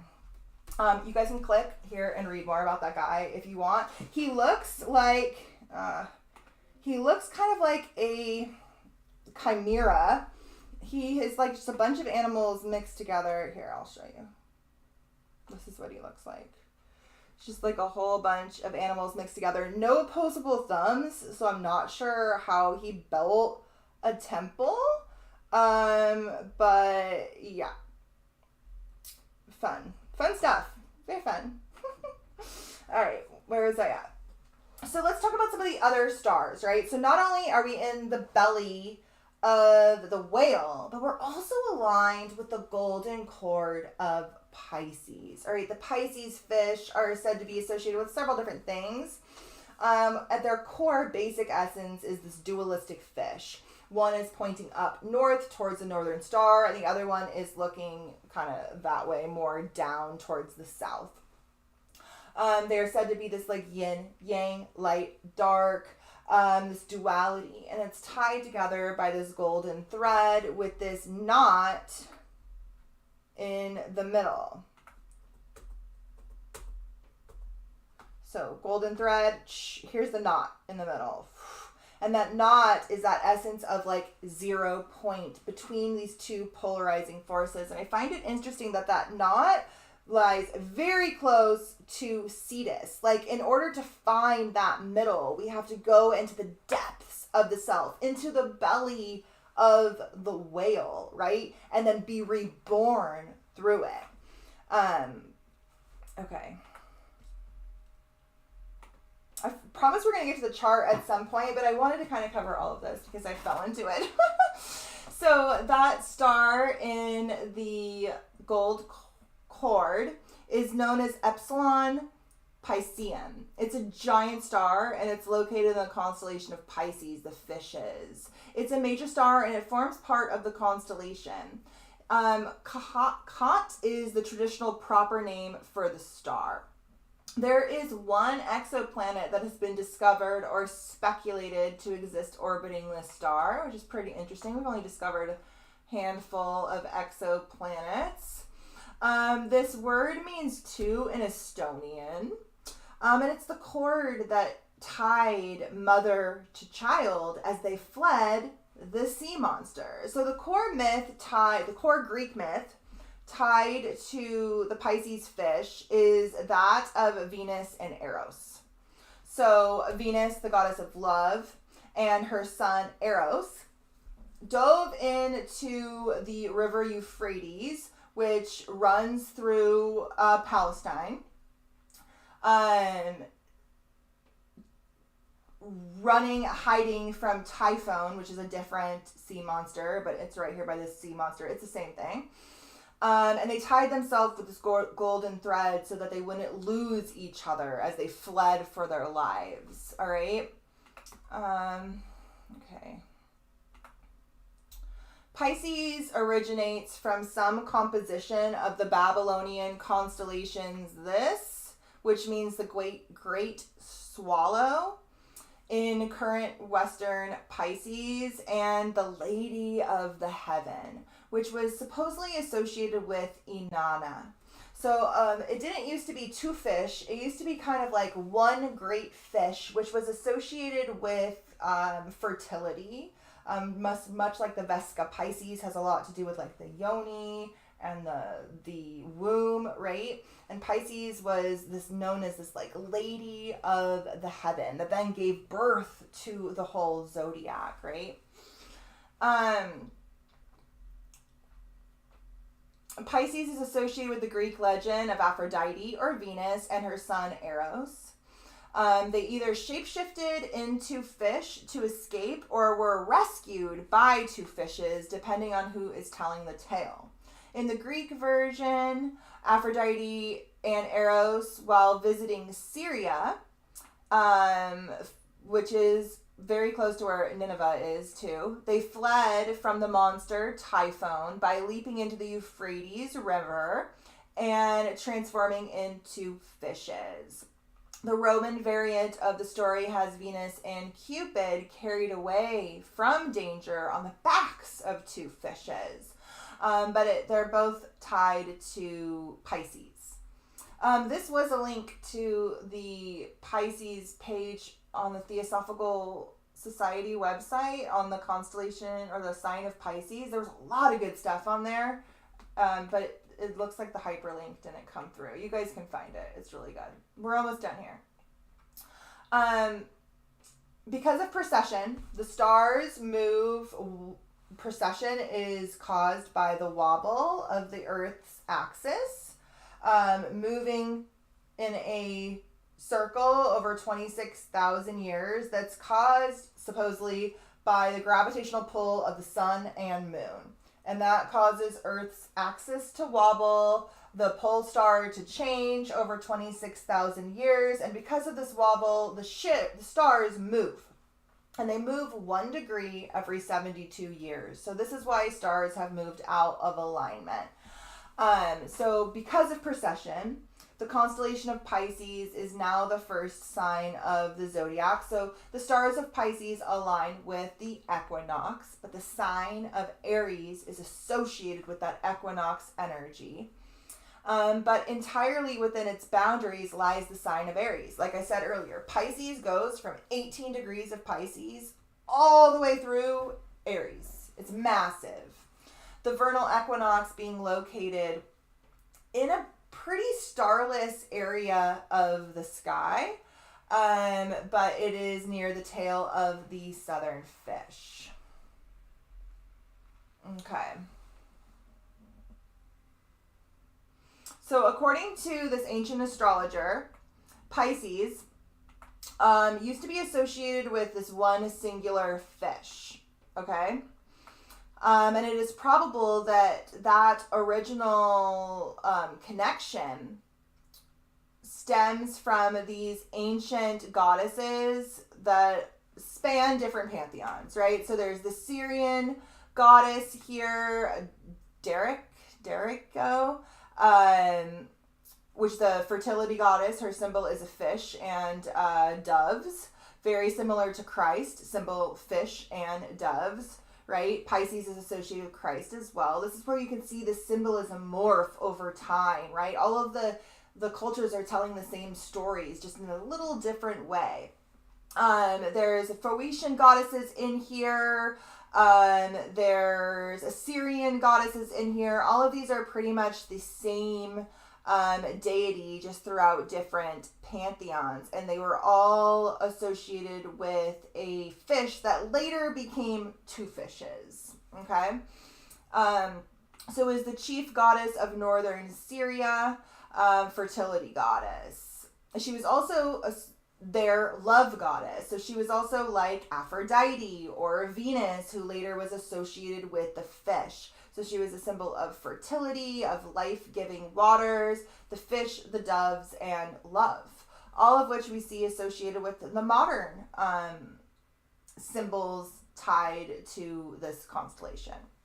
Okay, so she is sometimes, this ancient goddess, is sometimes described as a mermaid goddess due to identification of her with a fish-bodied goddess. This fish-bodied goddess. Ovid recounts the legend that the goddess, accompanied by Cupid, plunged into the river in Palestine, Euphrates, where a pair of fish came to convey, even through the water, to aid her to escape typhoon. We already talked about that. Okay, blah, blah, blah.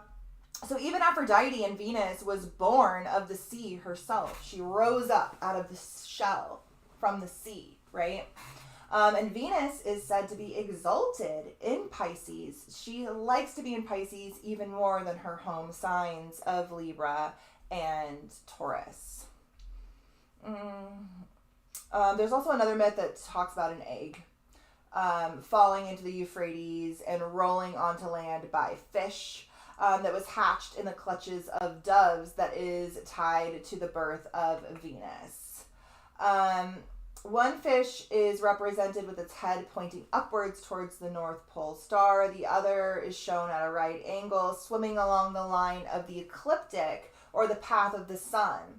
So one is looking up at this ascended North Star, the star that all of the stars rotate around. And the other one is looking on the ecliptic, which is the path of the sun, which we are rotating around. So indeed, the sign of Pisces has always been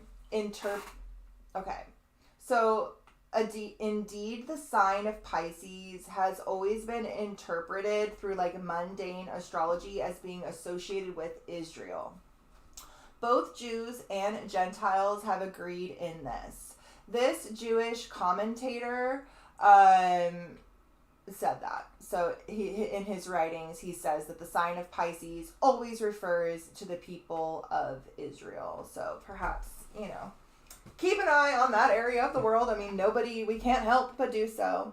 But why two fishes? And why is one horizontal and the other perpendicular? The fish, shooting upwards towards the pole star, exquisitely pictures the heavenly calling, that which we hear within the belly of the whale, right? While the other fish keeps an eye on the horizontal line, answering to those who are content with just an earthly option, right? We don't have to answer that call, right?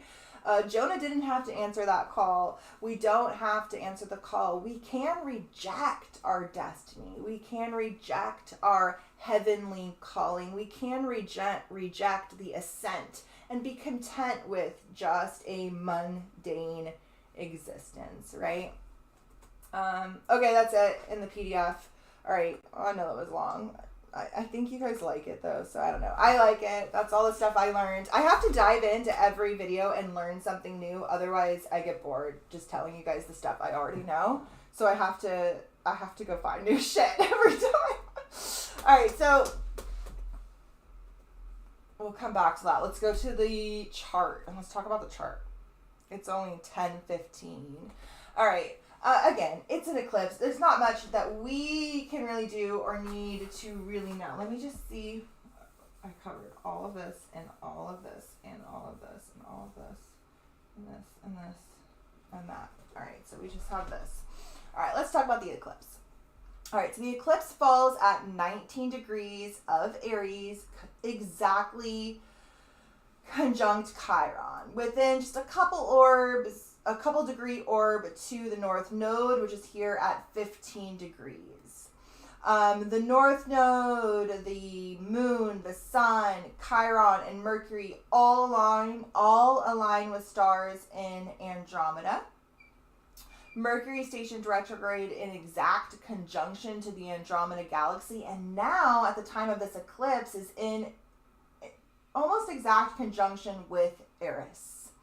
Aries is the goddess of chaos and discord, and she is blamed for starting the Trojan War, but it's not really her fault. She just didn't get invited to a party. She didn't get invited to a wedding. And so she decided she would shake things up a bit. Aries is known for shaking things up a bit. We could perhaps expect to hear some sort of information or have some sort of communication that is somewhat chaotic and shakes things up a bit during this eclipse, probably on a collective stage. And perhaps this starts a war of sorts, or it rattles cages in order to expose shadows, which is pretty much what Aries is about. I'm not going to read this because it's long here, but if you guys want to pause and read this is what the software has to say about Aries here. Don't worry about the house, because house doesn't matter. And everybody has Eris and Aries, because Eris has been in Aries for like literally ever. Since 1923, it'll be here until 1948. But here's a little bit on Eris. This chaotic energy that is really an agent for change. It is a force for evolution, and it is rooted in the like primal feminine dynamic, right? So she's blamed for starting the Trojan War, but all she does is take a golden apple that says to the fairest of them all and throw them into a wedding. And the gods and goddesses, the goddesses all fight over it. Athena, Aphrodite, Hera, they all want the fucking apple. They all want to be the fairest of them all. And so they grab this poor kid, Paris, and they're like, yo, you are going to pick one of us. And he's like, and they're like, pick. And they start offering him all these things that they'll give him if they pick. And he picks Aphrodite, or Venus, one of those two fishes, the goddess of love, who offered him the hand of the most beautiful woman alive. Well, the most beautiful woman alive just happened to be already married to the king of Troy. And so this resulted ultimately in a war transpiring. But if those goddesses didn't need to be picked as the best, if their shadows didn't come out the way they did, there would have been no war, right? So Eris wasn't invited to the wedding, and so chaos showed up anyway. So the moral of the story is to invite chaos to the table, to expect it, because it's going to show up anyway, right?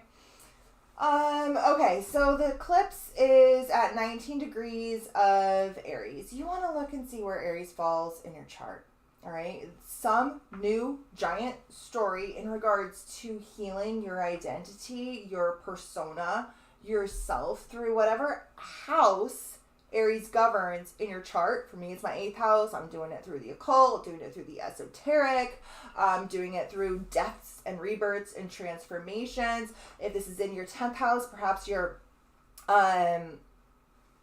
rewriting your identity, your persona in regards to your career, in regards to your reputation, in regards to your public standing, how you're seen in the world. If it's your 7th house, perhaps it has to do with relationship dynamics.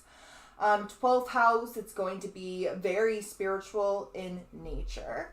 But we are starting a new chapter in regards to healing that is going to culminate 6 months from now. And this is being driven by the hand of fate and destiny itself. Okay. Now the North Node is conjunct a couple of asteroids here. It's conjunct the asteroid Magdalena and the asteroid Alexandria.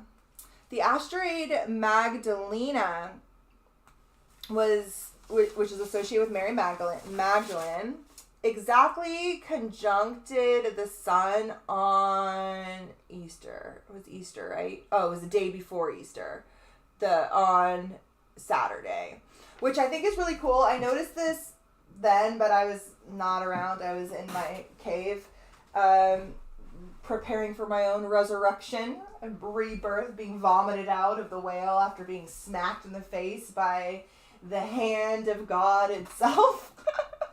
But I found it very interesting that the sun conjuncted the asteroid Magdalena at the equinox degree. Right around the degrees of the equinox on Easter, because Easter is the holiday to celebrate the resurrection of Christ. After being in the cave for 3 days and then coming out and being resurrected as a gardener. And Mary Magdalene is the first one to see him. She's actually the only one to see him after his resurrection, and then she goes and tells everybody about it. And so I think that it was so cool that the sun was conjunct the asteroid Magdalena on Easter, which is the day that is symbolic of that resurrection of Christ consciousness, which the sun and our light represents, right? And it was right now, at the time of this eclipse, it's conjunct the North Node. So we have Mary Magdalene and Alexandria both conjunct the North Nodes. These are deep, feminine, ancient mysteries that have been lost to time, that are manifesting before our eyes in fated, destined, synchronistic ways, right? Helping to propel us forward in our healing journey. Hi, Charles. He said, damn, I thought this started now. It normally starts at 9, but I'm trying to do it a little bit earlier because the kids, I used to have to put my kids to bed before I did this, but now they're like a little bit older, so they go in the garage and do crafts with their dad. Can we please start a Cosmic Alliance community where we can all communicate with each other? I have a Discord. I just haven't been over there in so long because I just don't really have the time for that. I don't have the time.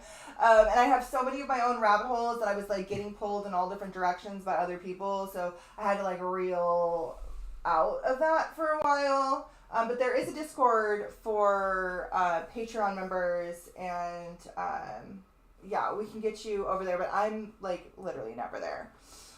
Okay, so Alexandria conjunct or let's talk about the aspects. All right, so this eclipse is conjunct we'll go to the asteroids here in a second. Okay, so there is really no major aspects to this eclipse other than the conjunction to Chiron. All right. There is a square to Ceres, which is the biggest asteroid in the asteroid belt. She is literally associated with the nature goddess, with the earth mother, with fertility, with the land, with loving kindness, it says here. She's the mother of Persephone. She's the biggest asteroid in the asteroid belt, and she's a lot to do with like the earth goddess, the earth mother, right? Fertility and abundance and nurturing and things like that. You can pause and read here if you'd like. It has a little bit on Ceres. So she sits in a square to this moon here at 17 degrees. The Chiron conjunction is the closest aspect. There's also a trine to Hecate here, which is like a minor asteroid. She's retrograde, Amy, at 23 degrees. See, I was right. Did I get that degree right? I think I got it right. 23 degrees of Leo. Did I say Leo? I did say Leo. In a trine to Mercury retrograde and the eclipse. There are some like minor aspects. So the eclipse is sitting in what's known as a semi-sextile to Jupiter. Really the Jupiter-Uranus conjunction, which will be exact on April 20th, conjunct Perseus, that hero's journey. Historically, these conjunctions have started both world wars. Both world wars broke out after a Jupiter-Uranus conjunction. We have one of those every 12 years, but we have not had one in Taurus since the start of World War II. This is sitting in a semi-sextile with the eclipse. That means it's one sign away, 30 degrees away. This is a minor aspect that I've seen described two different ways depending on the astrologer. Some astrologers say that it is a harmonious aspect, like a sextile, but not as free-flowing. That it is favorable, but it's like a weak aspect. Some astrologers say that it's not favorable, that because these signs are right next to each other, they cannot, and they're different polarities, that they can't see eye to eye. The aspect is not strong enough for them to really see what each other is seeing, and so there is a disconnect. I think there is a disconnect, but there is an opportunity for harmony if work can be done. What we actually have here is like a little tiny mini semi-sextile trine. All right, so the sun, the moon, and Chiron are in a sextile to Jupiter and Uranus, and then they're also in a wider but still a sextile to Mars and Saturn. And Mars and Saturn are Mars and Saturn are sextiling Jupiter and Uranus. All right, so Jupiter, Uranus are working harmoniously with Mars and Saturn. And they're making a little triangle. It's a very small triangle with the apex being the eclipse.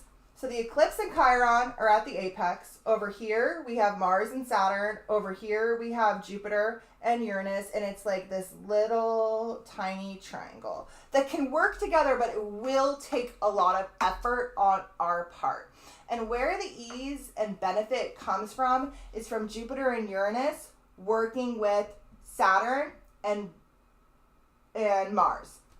So Saturn and Mars are here in Pisces.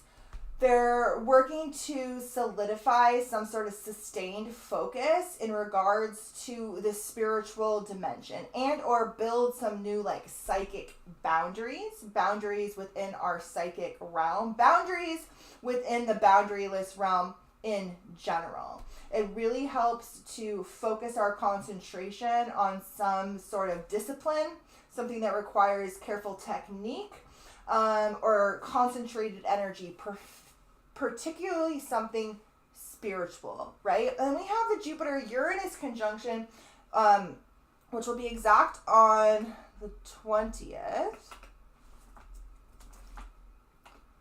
Here at 21 degrees of Taurus, conjunct Pandora's box. Like a really big, grandiose, unpredictable, somewhat erratic, but expansive box is opening in whatever house Taurus governs in our chart. And somehow, and this will be happening in a sextile to Mars at the time. Saturn will still be over here at 15 degrees, but it's within orb.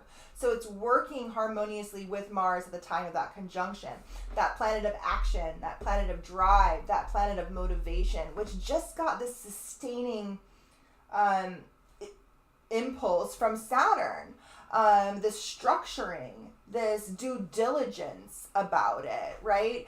And then it's coming into a harmonious aspect with this Jupiter-Uranus conjunction, which is starting a brand new, unpredictable, forward-driven, expansive story in whatever area this governs in our chart. Now, on a world stage, it's probably going to manifest as the Third World War, which is a brand new, big, expansive, future-driven story for humanity, but like to what end, right?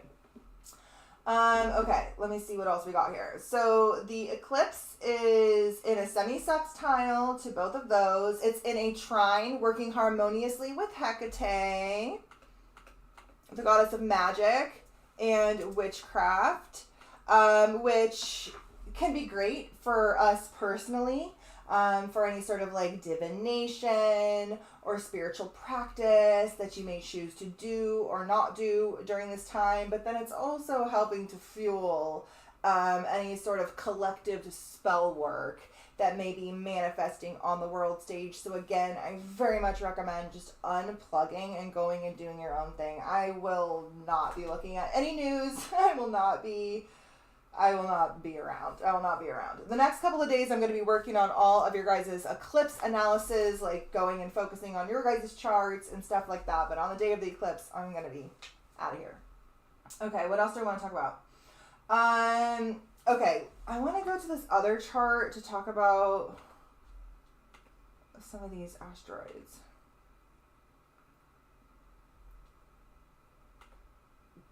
Okay, so here is the Luna app where we have all the asteroids, and I just want to kind of point out where some of these country asteroids are, okay? So first we have Russia exactly conjunct the eclipse, like literally within minutes of an exact conjunction to the moon, the sun, and Chiron. It is sitting in a square to Israel here at 22 degrees, which is squaring not only the eclipse, but also Mercury retrograde at 24 degrees. And then we have the asteroid America conjunct the asteroid Ukraine, and they both are about to transit Pluto together. They're going to transit Pluto together. I've been watching these asteroids for a while. Every time they're strongly aspecting new moons, full moons, eclipses, things manifest on the world stage. There is not an asteroid Iran, but there is an asteroid Irani. No, that's Isis. Where is Irani? Where was it? Hold on, I put it in. Let me just see where it is. So many asteroids, I just can't click on them to figure out. 13 degrees of Taurus. Okay.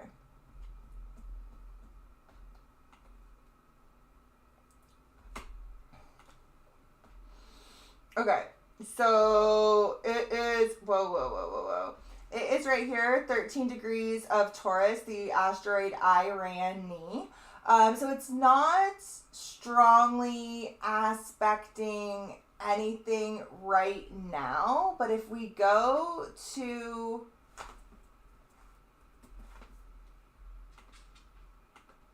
the day of the Jupiter-Uranus conjunction, come on. If we go to the day of the Jupiter-Uranus conjunction, which has historically started World War I and World War II, the asteroid Irani, which I think is the last name of an astronomer, but it's the closest thing I can get to Iran, will be conjunct the Jupiter-Uranus conjunction. So, and at that same time, we will have both America and Ukraine conjunct Pluto, and Israel in a square to the sun. The sun will be at 1 degree, but it will be in a square to the sun. And a trine to the Jupiter-Uranus conjunction. So, I don't know. All of these countries seem like they're being hit in really big, transformative ways over the coming days. And I think it's just a matter of time, really. Okay. So I talked about that. I talked about that. And that. Okay, so we also have this eclipse is making what's known as a quincunx, or an inconjunct with Black Moon Lilith.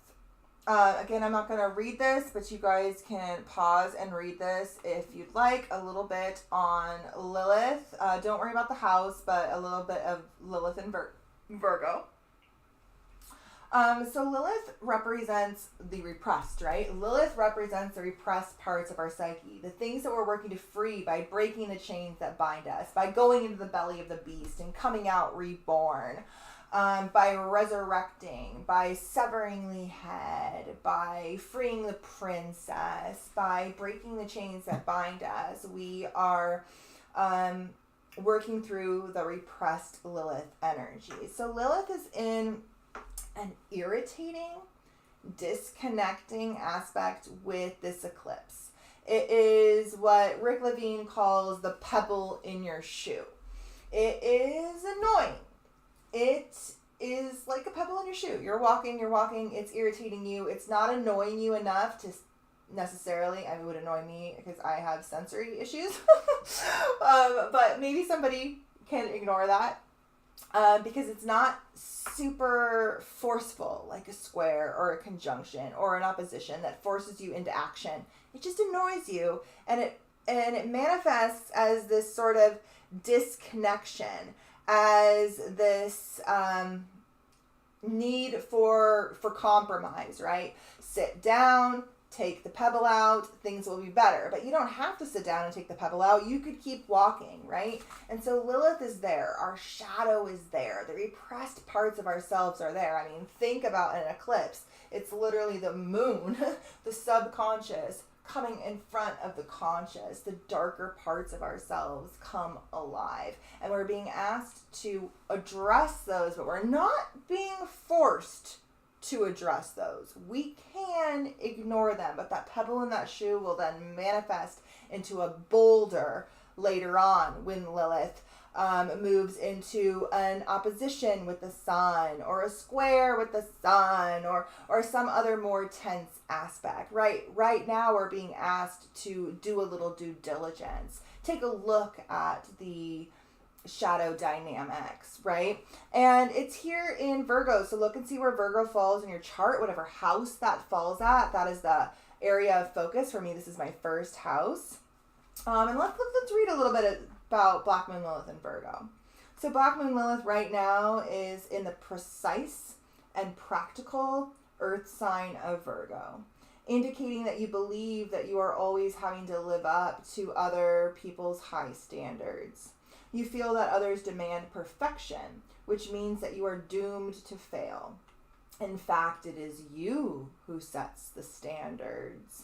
Unwittingly, you are pushing yourself too hard and also driving those around you to live up to your expectations. It is a vicious cycle. You are indeed destined to fail if you are always raising the bar, never fully appreciating your own and other people's gifts. Once you have realized that you are driven in certain areas of your life, you can then start to relax. You are perceptive.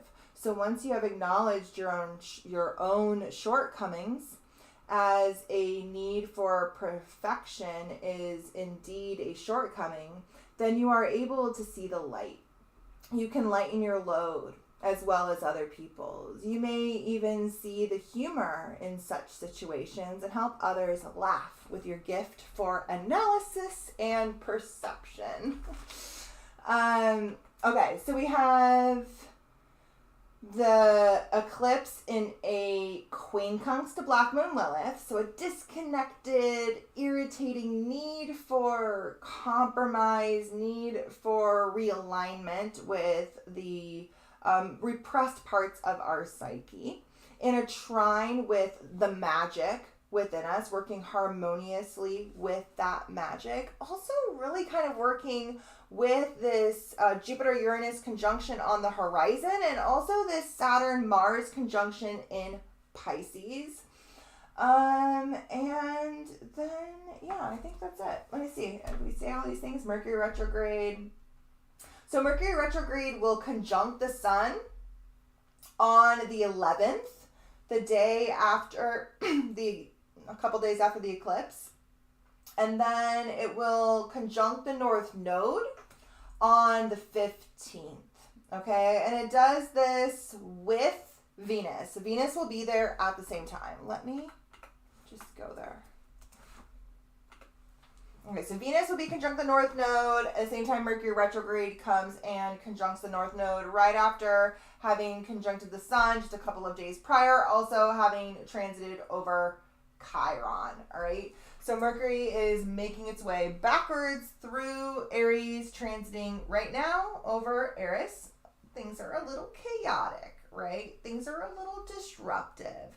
Then it's going to transit over Chiron, and we're going to have to reassess our paths towards healing, right? And our core wounds that are going to be triggered during this Mercury retrograde eclipse season.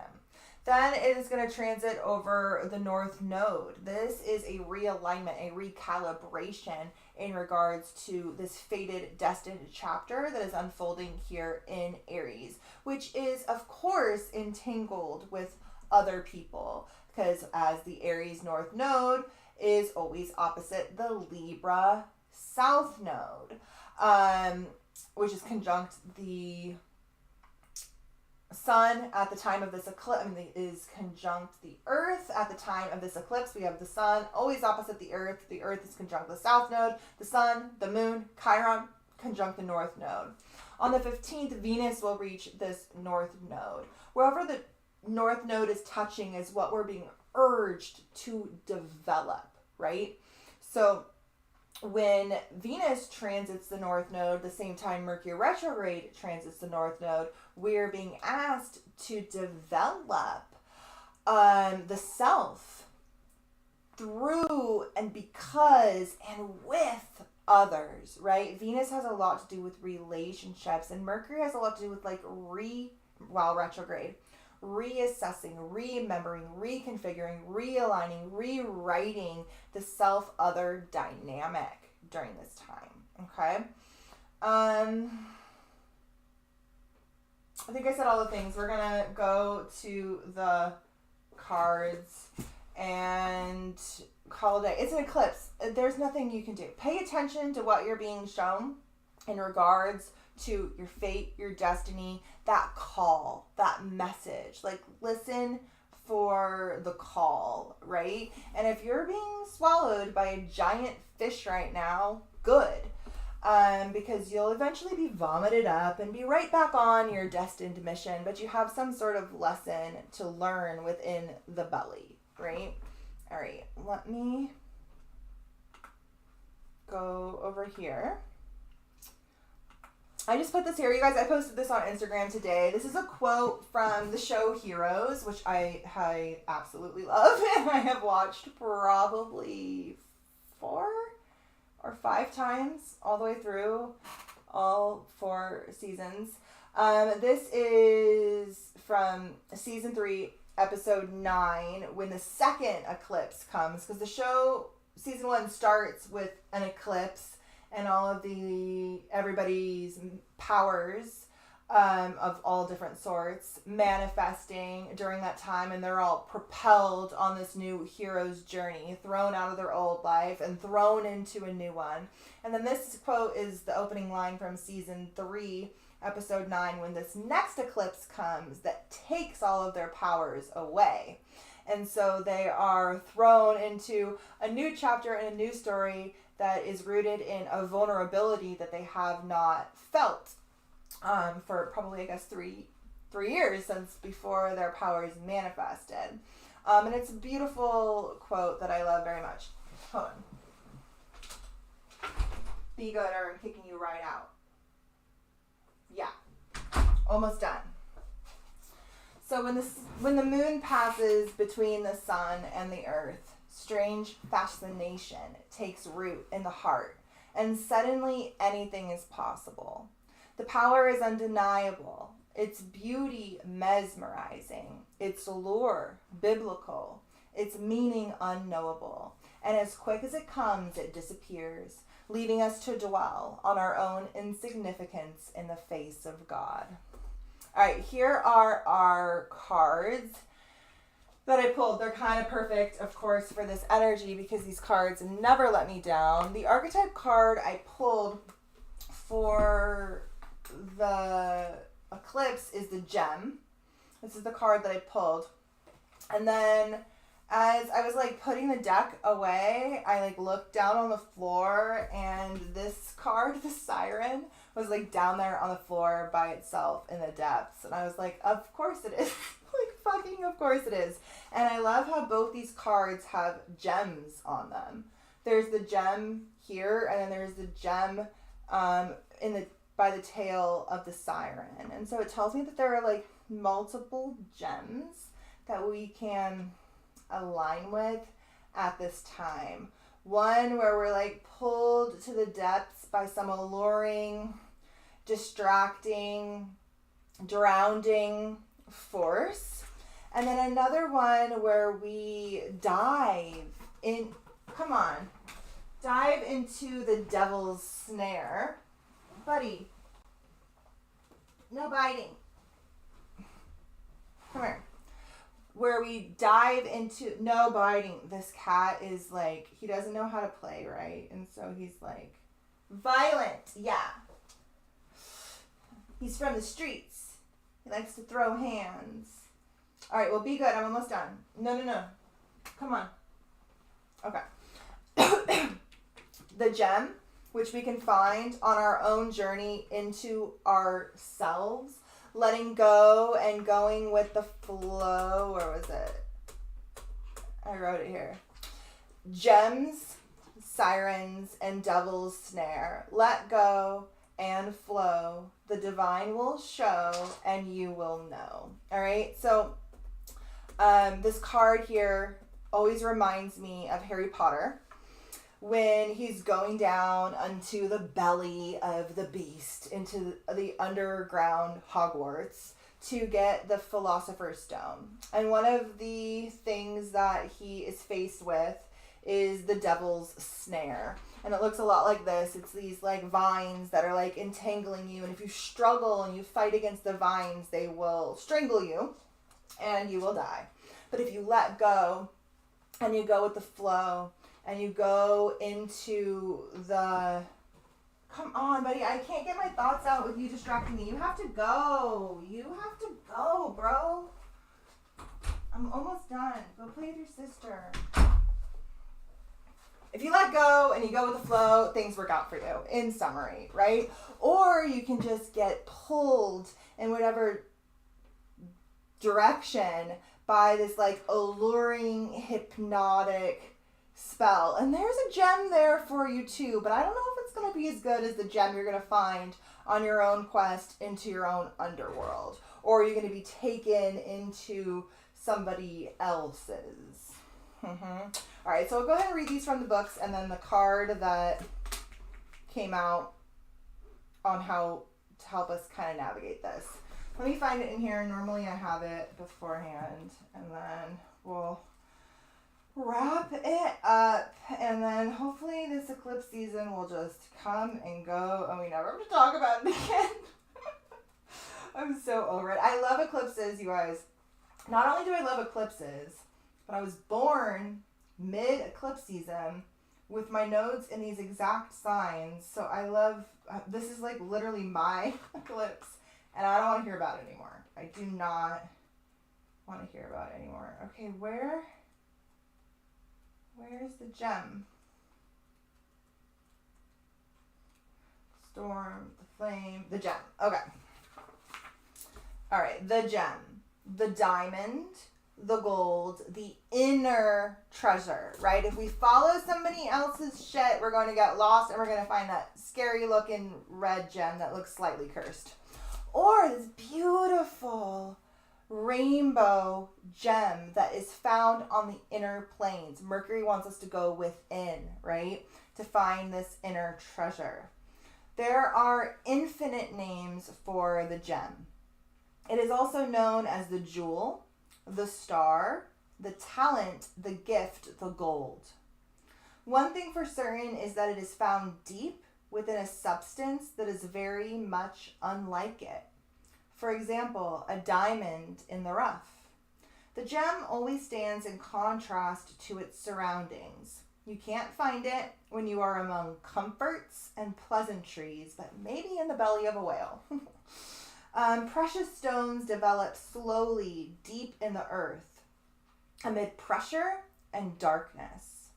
Discovering the gem requires a descent beneath the surface, where there is no definitive map.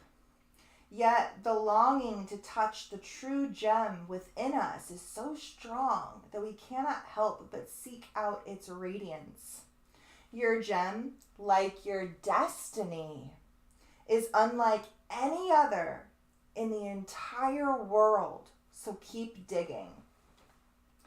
The moments of your life that glimmer are clues to where the gem resides, where your destiny resides. Don't covet the sparkling diamond of another. The gem is like a fingerprint, never to be repeated again, so find yours.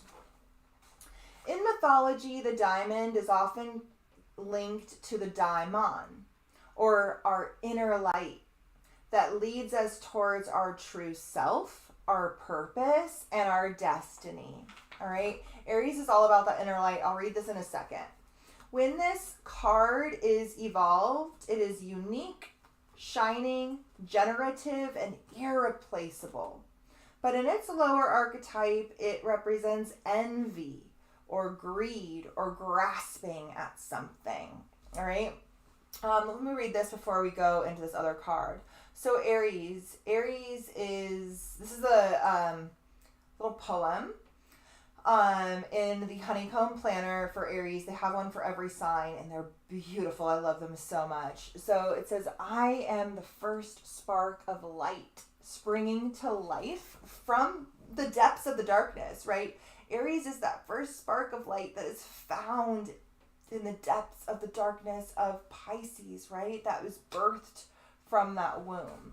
I am the first spark of light springing to life through the nourishment of darkness. My wreath of powerful flames is the essence of spiritual warriorship. The leap of the great initiator, the forger of new paths. My boldness is the flavor of growth through unbiased confrontation and gives rise to the inventive activation of willpower and the willingness to act. I think I got that right. It's really small. Hopefully that's right. All right, so the gem, that's what we're going for, right? But we have this influence as well, and we can be pulled down to the bottom, just like this card was down there on the floor. So we'll go ahead and read the Siren card next. The Siren, the temptress, the seducer. The siren calls and the world spins. What we thought we wanted pales in comparison to the sweet allure of her song. We find ourselves lost in a spell of desire and longing, perhaps even lust.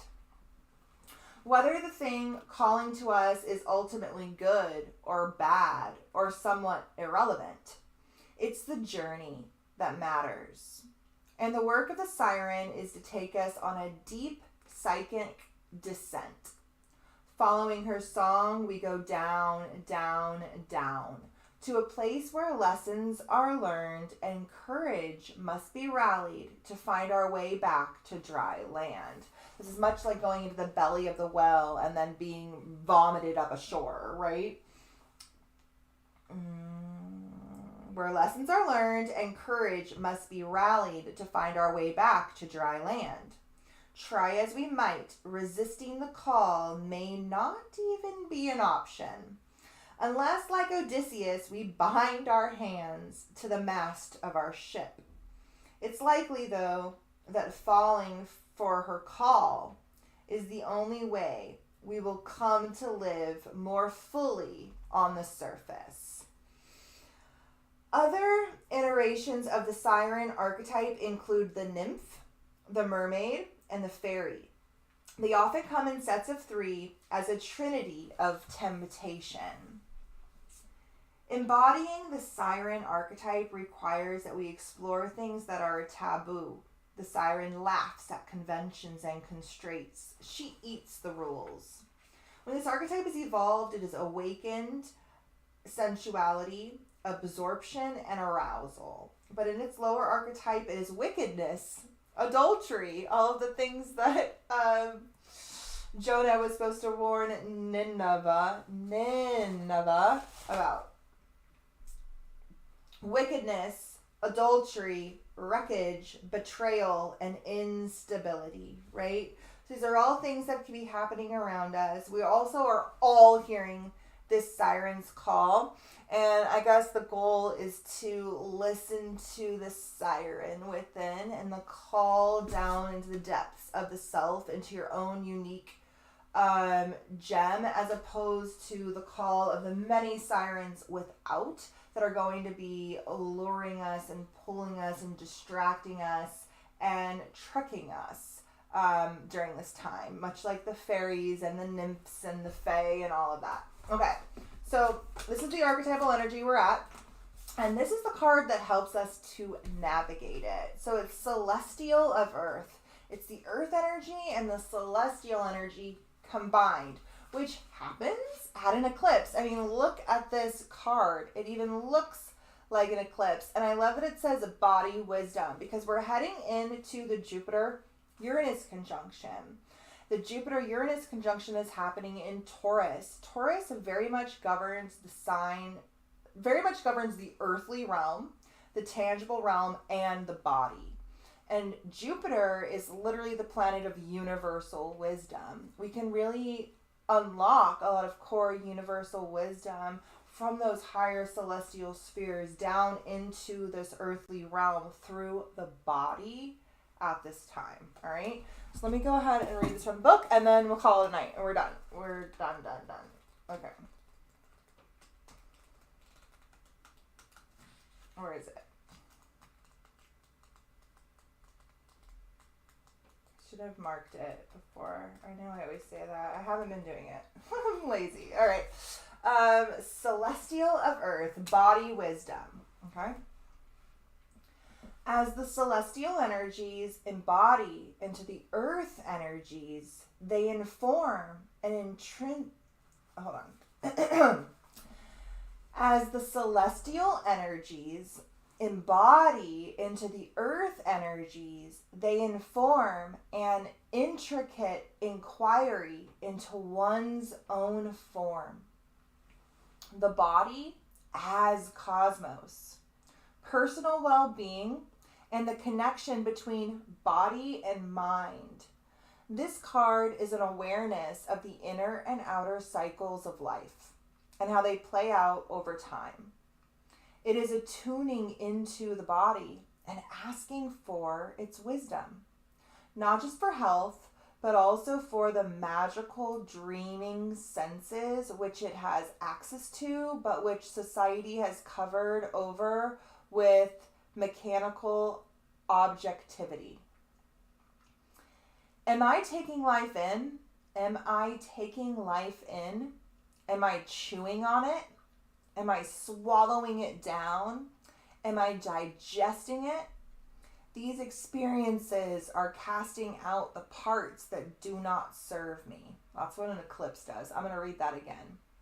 These experiences are casting out the parts that do not serve me. I take my rest and find myself in other worlds, where my body is made of light. When I return, my throat. When I return, it is easy to dismiss, except that my body remembers and invites me to let the wisdom in. Inquiry. What is my body telling me about life right now? And that would probably be a really good question to ask yourself the days leading after this eclipse, leading into the Jupiter-Uranus conjunction, where some aha moment may come through. And it'll be coming through the body, the gut, that inner sense, that inner knowing, right? And hopefully it will help to lead you towards that gem, that destiny, that purpose, that next chapter, which you can only truly discover within the self. So yeah, my only advice for you is to just do your own thing during this time. Unplug. Do not pay attention to all of the chaos that will be unfolding on the world stage. It'll be there when you come out. When you come out of the belly of the beast, when you are vomited ashore, you can look around at all the wreckage that happened while you were gone. But we're being rejuvenated when it comes to the call of our destiny, right? Like the prophet of Jonah. Like, this is what you came here to do, and you're gonna have to do it regardless of what you think should be done, right? All right, guys. Well, I think that's it. I think that's all I have for you. I will see you guys later this month for the Scorpio full moon, which is on the 23rd. Just a couple of days after the Jupiter-Uranus conjunction and a couple of days before Mercury stations direct on 25th. So we will meet sometime before that. We'll probably meet on, I'd say the 19th, because I want to meet before the Jupiter-Uranus conjunction. So we'll probably meet on the 19th to discuss the next moon. And I am going to release the April? I think I did already. Did I release the April video? I did. The April video is available. The April video for my webinar is available on YouTube right now, where I cover the whole month's astrology, the ins and outs of it. That's available over on YouTube. You guys can watch that for free. We discussed the Jupiter-Uranus conjunction, all of its historical connections to like past world events. We talk about the Mercury retrograde, the Pluto stationing, lots of things. So that's available for you guys over there. And yeah, I will see you guys later. If you ordered one of your eclipse analysis from me, I'm going to be working. Wow, so many of you guys ordered. I am a little shocked. I am going to be working on those over the next couple of days, over the weekend. I'm going to be cramming, trying to get as many out as possible. If you were one of the first to order, you'll definitely be getting yours either like tomorrow or Saturday. If you guys were some of the later ones to order, you might not get it until the day of the eclipse or even the day after the eclipse. It's an analysis on the eclipse season, what just happened. So it's kind of meant to be in hindsight anyway. And then a look at the Mercury retrograde, how that's hitting your chart, and then how the Jupiter-Uranus conjunction on the horizon is hitting your chart. So I may not get it to some of you guys until after the eclipse, but that was kind of by design anyway. So there is still time to order. If you guys want to order, I'll probably be taking that offering down tomorrow morning to make sure that I don't sell too many and I can get them all done. So if you guys want to grab one, I would grab it now because I think it's going to be gone probably tomorrow morning. I'll probably give it a chance for anybody who watches this and hears this, watches all the way to the end and hears this, to order, and then I will take it down tomorrow morning and try to get those all out to you as soon as possible. Thank you guys so much for being here and listening to me ramble about all of the things that I love oh so much. I will talk to you guys later. Have a great night. Have a safe eclipse. And yeah, don't get caught up in all the bread and circus that is going to be just everywhere. I'm ready to delete my whole phone. I'm ready to just turn my phone off for a couple days, but I'll probably wait until Saturday. I don't know. Maybe I'll do it tomorrow. Who knows? If I disappear, I'll be back. I promise. If you ordered anything from me, it will come to your inbox. I might disappear though. So don't worry. I'll be back. I'll be back when the whale vomits me up ashore. All right, guys. Have a great night.